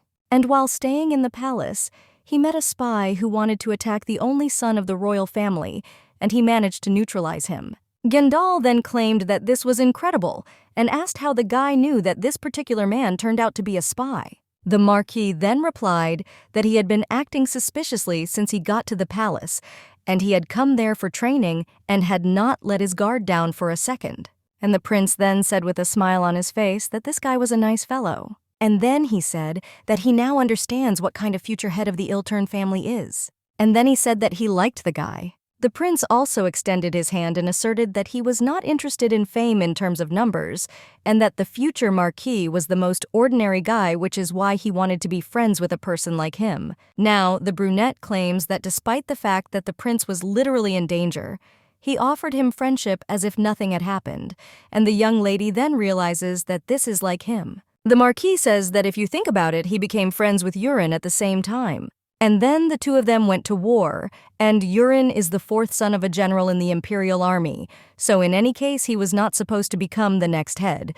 So this eccentric followed him and even after the war remained to serve him. The main character then claims that she did not even know that Mr. Knox, Mr. Urin, and Mr. Gendel had known each other for so long. The girl understands that Gendel's mother embodies all the best qualities of her son, and Mr. Knox takes 6 months to find the lunar clearing, so apparently Her Majesty has little time left. A short time later, the young lady is already getting out of the carriage, and when he looks around, he claims that it is incredibly beautiful there. After which, the two move on, and the girl realizes that they are in such a well-behaved and beautiful place. The estate was built specifically for the Empress, and according to Mr. Knox, His Highness built this estate for his wife so that she could relax in nature in peace and quiet. This act only proves the depth of the Emperor's feelings for his wife. A new assassin could be hiding there in a quiet place among the loyal subjects of the royal family. But then the Marquis suddenly turns to Lunacia and tells her to wait. The young lady then turns and asks what happened. But when he sees 2 more people in front of him, he is a little surprised. The brunette then claims that this woman is one of the Emperor's concubines, and the man is next to her, but at this time that man begins to speak. And he claims that he will not meet such guests in this place. He also states how unusual it is to encounter the reclusive Marquis at Her Majesty's estate, and the man asks if the guy has really come to meet her in person. The main character then realizes that she knows who he is and his name. Marquis Lautria, the most ancient ducal house of their empire, and they are on the same level of influence as Master Knox. And also the Marquis Lautria and His Majesty are old friends, so everyone at court recognizes his status. And the girl now understands that if she thinks about it, she didn't see him among the guests at the engagement reception. But I'm sure that the Emperor included him on the list of invitees, so the girl thinks how strange it is. The Marquis at this time turns to this man and claims that he is glad to meet Mr. Lautria, and also says that everything is true, and they decided to pay a visit to Her Majesty. Lautria then, with a smile on her face, asks if they will pay a visit and is also interested in what issue. And the brunette then replies that during a reception in the palace, his bride was attacked, and Her Majesty wanted to personally apologize for this incident. The young lady understands that information about what happened that night was ultimately not taken outside the castle. And she's even glad that no one found out about this case, otherwise new rumors about Mr. Knox would have spread among the people. The man then, with a smile on his face, says that this is it, and asks if that's why the guy didn't arrive there alone. And the main character then comes forward and asks to be allowed to introduce herself. And then she claims that her name is Lunacia Hassel. One of the Emperor's concubines then asks Hassel if she is, and the girl then wonders if something is wrong. Well, the woman then replies that no and asks for forgiveness. The Marquis at this time asks what brought Mr. Lautria to Her Majesty's estate. And the man then replies that he wanted to meet with the Emperor and discuss political issues, but accidentally ran into Madame Rebienne, and she confused the date of the tea party with Her Majesty, so she intended to return to the palace. And the main character then understands that the Empress's tea party with her concubines is a long-standing tradition that exists for the sake of maintaining trusting relationships, and such an event is held once a month, and all issues related to the concubines themselves and their relationship with the Emperor are discussed. Despite her health, Her Majesty still fulfills her duties. At this time, the man just turns around and says that he doesn't dare detain them any longer, and it's time for him to meet His Majesty. But when he turns around, the smile leaves his face. And Knox then tells Lunacia that they also need to go, and the girl agrees, after which they bow and say goodbye to Madame Rebienne. However, the woman is then silent for a bit, and when they turn around, she tells them to wait. The main character then asks if something is wrong, and Madame Rebienne then says that Lady Lunacia interested her. So she asks if the girl would like to attend the next tea party as her invited guest. The main character then does not understand what is happening and why the woman suddenly decided to call her. And the young lady then realizes that she doesn't know what's on her mind. But she just bows and says that she is honored to accept the invitation from Madame Rebienne, and she will gladly join her company. The woman then says that it's nice and then says goodbye to Lady Lunacia. The Marquis then turns to his wife and says that he understands that it is difficult to refuse when she is so suddenly invited somewhere, but if he were in her place, he would refuse this offer. The main character then asks why, and the guy replies that Madame Rebienne is the favorite among His Majesty's 3 concubines, and is also distinguished by her rude disposition and changeable mood. She has a rather strained relationship with the Empress, and he assumes that it was she who sent the assassins to the palace. The main character then wonders in shock if this is really so. And the guy at this time claims that if we talk about the Marquis Lotria, even though he supported the imperial family all his life, Gendal does not trust him. The only one from the imperial family who is in good standing is His Majesty. The young lady then understands how it all is, and she didn't even think that life in the palace could be so stressful, but she should think about them carefully, to accept Madame Rebien's invitation or not. However, the young lady realizes that she had already heard the woman's name once before from someone in the Hassel house. After this, the young lady and her husband are already under the doors of the living room, after which one of the servants reports that the Marquis Knox and his wife arrived to meet Her Majesty.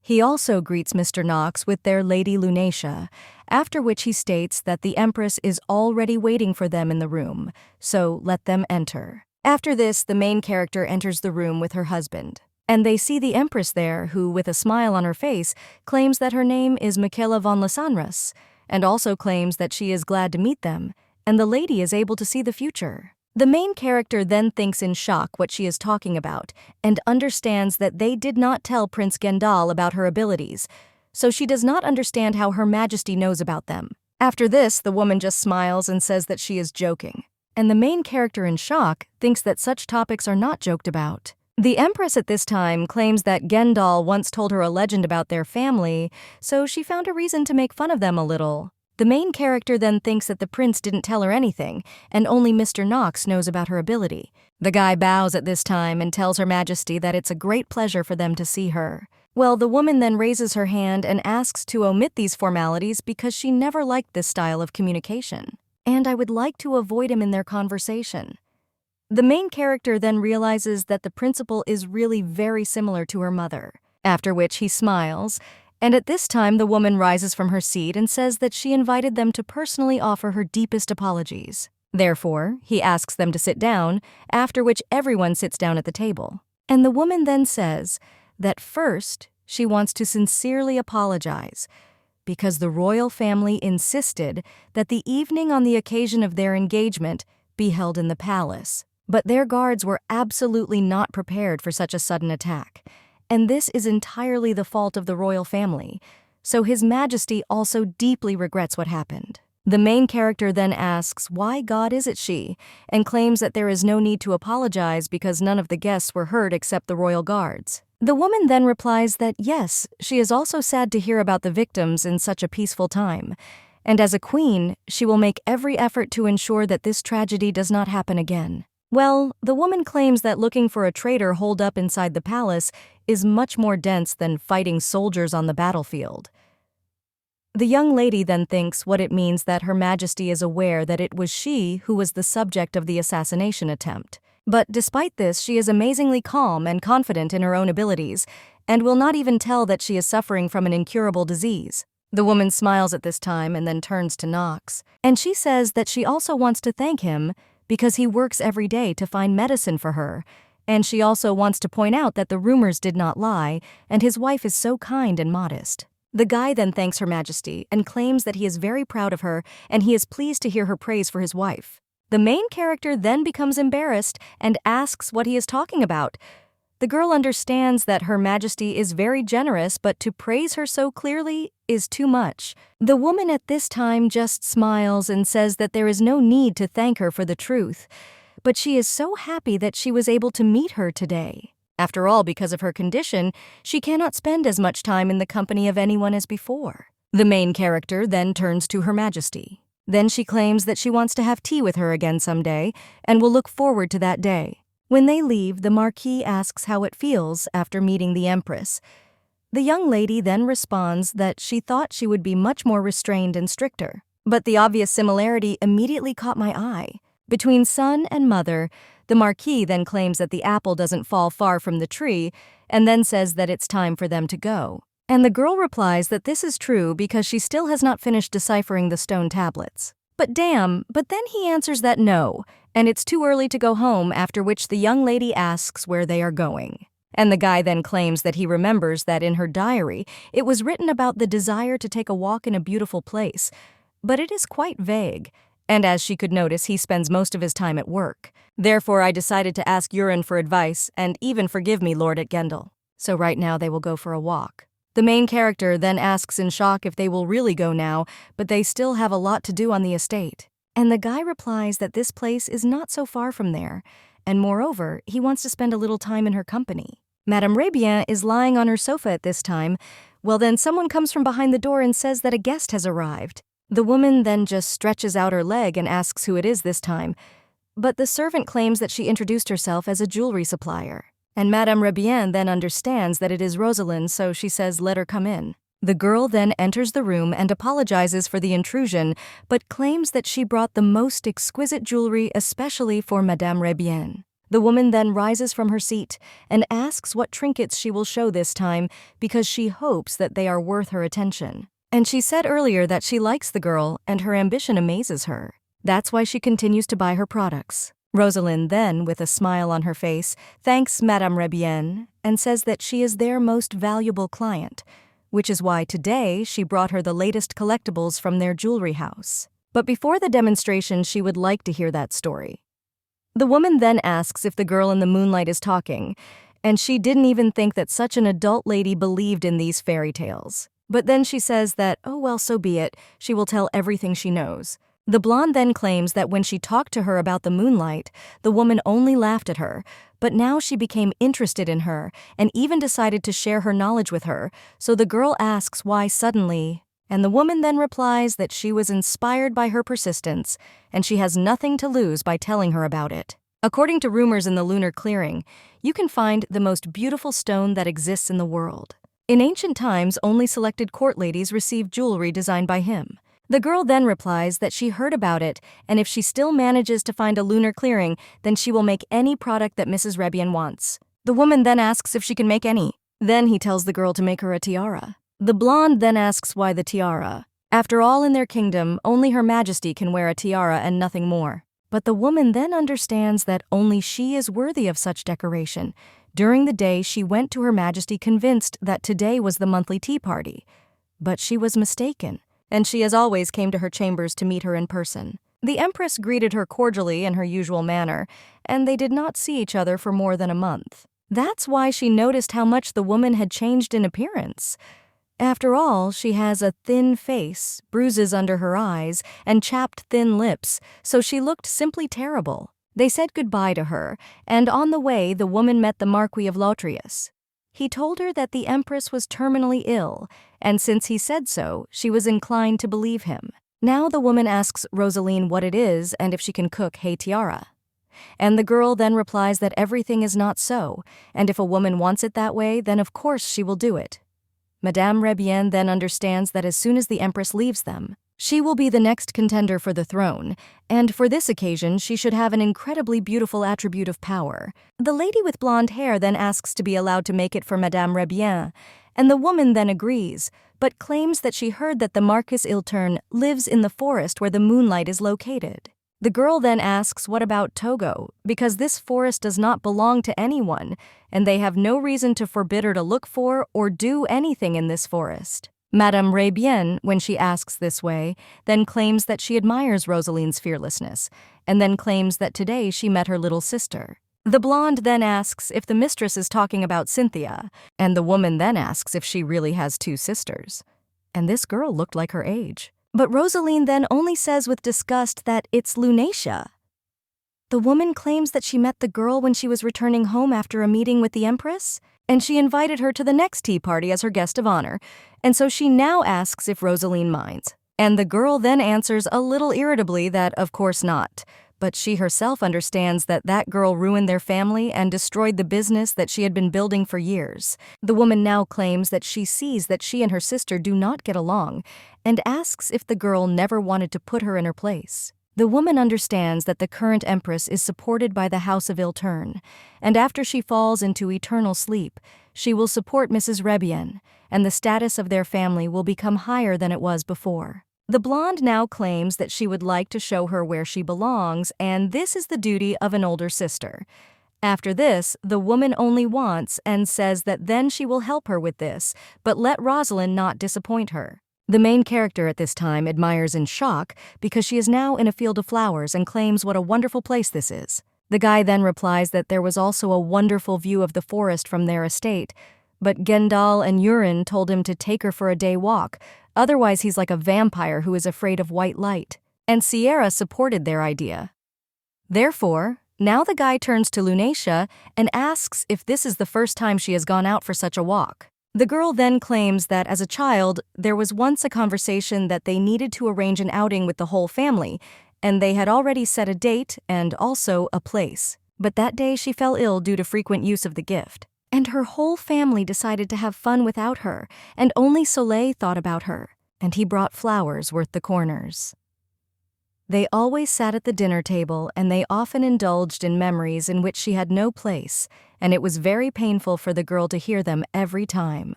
Garnet then claims that he has no fond memories of his family either. Therefore, he offers to come there again someday with Yurin and the others. The young lady then answers with a smile on her face that this will make us happy, and understands that there are flower petals flying around.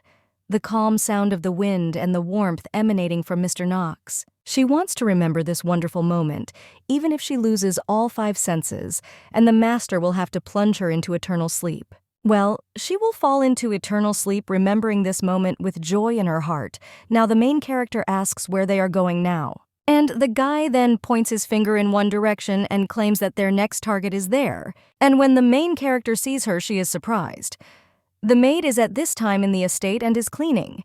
She claims that Mr. Knox must be enjoying a walk with Ms. Lunacia right now, and she hopes they are doing well. Yurin then turns to Sierra and says that even though she is Mr. Knox's maid, she seems really crazy about Lady Lunacia. The girl probably claims that she wishes her happiness, that's all. And after all, she is terminally ill. So the illness is gradually taking away all her 5 senses. But despite this, she continues to smile every day. And the lady is such a strong girl. And she also seems to not get along with her family at all, so she can partly understand her because she was the middle child in a large family. And the sick woman screams that the younger ones are always given concessions, and the older ones are always forced to do all the work for them. After this, the guys just smile and say that the girl just found her sister through misfortune. But he understands that the situation in Lunacia's family is different from Sierra's domestic troubles. After all, it was because of them that the young lady was struck by an incurable disease, and if they could find the moon herb. At this time, the maid looks out the window and asks what the noise is on the street, and the guys answer that the soldiers recently returned from an expedition, and it seems that her lover took part in it. Therefore, he claims that maybe they managed to find the moongrass, and the guy asks if he should go ask them, and the girl claims that if Roberto is back, then she will go too. But when the two of them go out into the street, they are shocked to think what it is. At this time, a young lady is near a building and asks if this is a church. The guy replies that it has not been functioning for a long time, and Gendal said that they can spend time there and no one will disturb them. So he thought that he wanted to show her the place with which many of his memories are connected. The young lady then asks if he wants to say that this church is special to him. And the guy replies that if you think like that, then this is the only place for him that he can call special, and then asks if the girl wants to come in. And he opens the door to the church. The girl then looks around and says that the interior decoration is so well preserved, and it cannot be said that no one visits her anymore. The Marquis then claims that secret wedding ceremonies used to be held in this church, and there his father proposed to his real mother. At least that's what he told him as a child. The main character then asks in shock what he is talking about, and the guy then asks what it is, because he is sure that Sook has already told her the story about his life and told her about her real mother. The main character then replies that this is so and apologizes to Mr. Knox because it was his secret.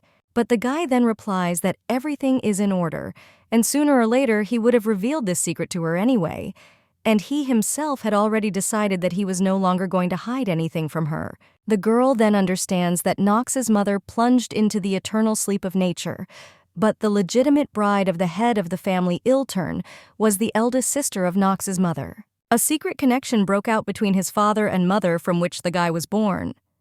The Marquis now claims that he does not approve of what his parents did. Although this plot is very common among aristocrats, they acted terribly towards his brother's mother. The young lady then turns to Mr. Knox, and then he claims that however he understands that their love was stronger than their common sense, and he thought about them for a long time, and then decided that he wanted to share this story with her. The young lady then says that she also thinks that they acted wrongly towards the mother of his younger brother, but they probably understood that it was impossible as a couple, but they just couldn't come to terms with it as a couple.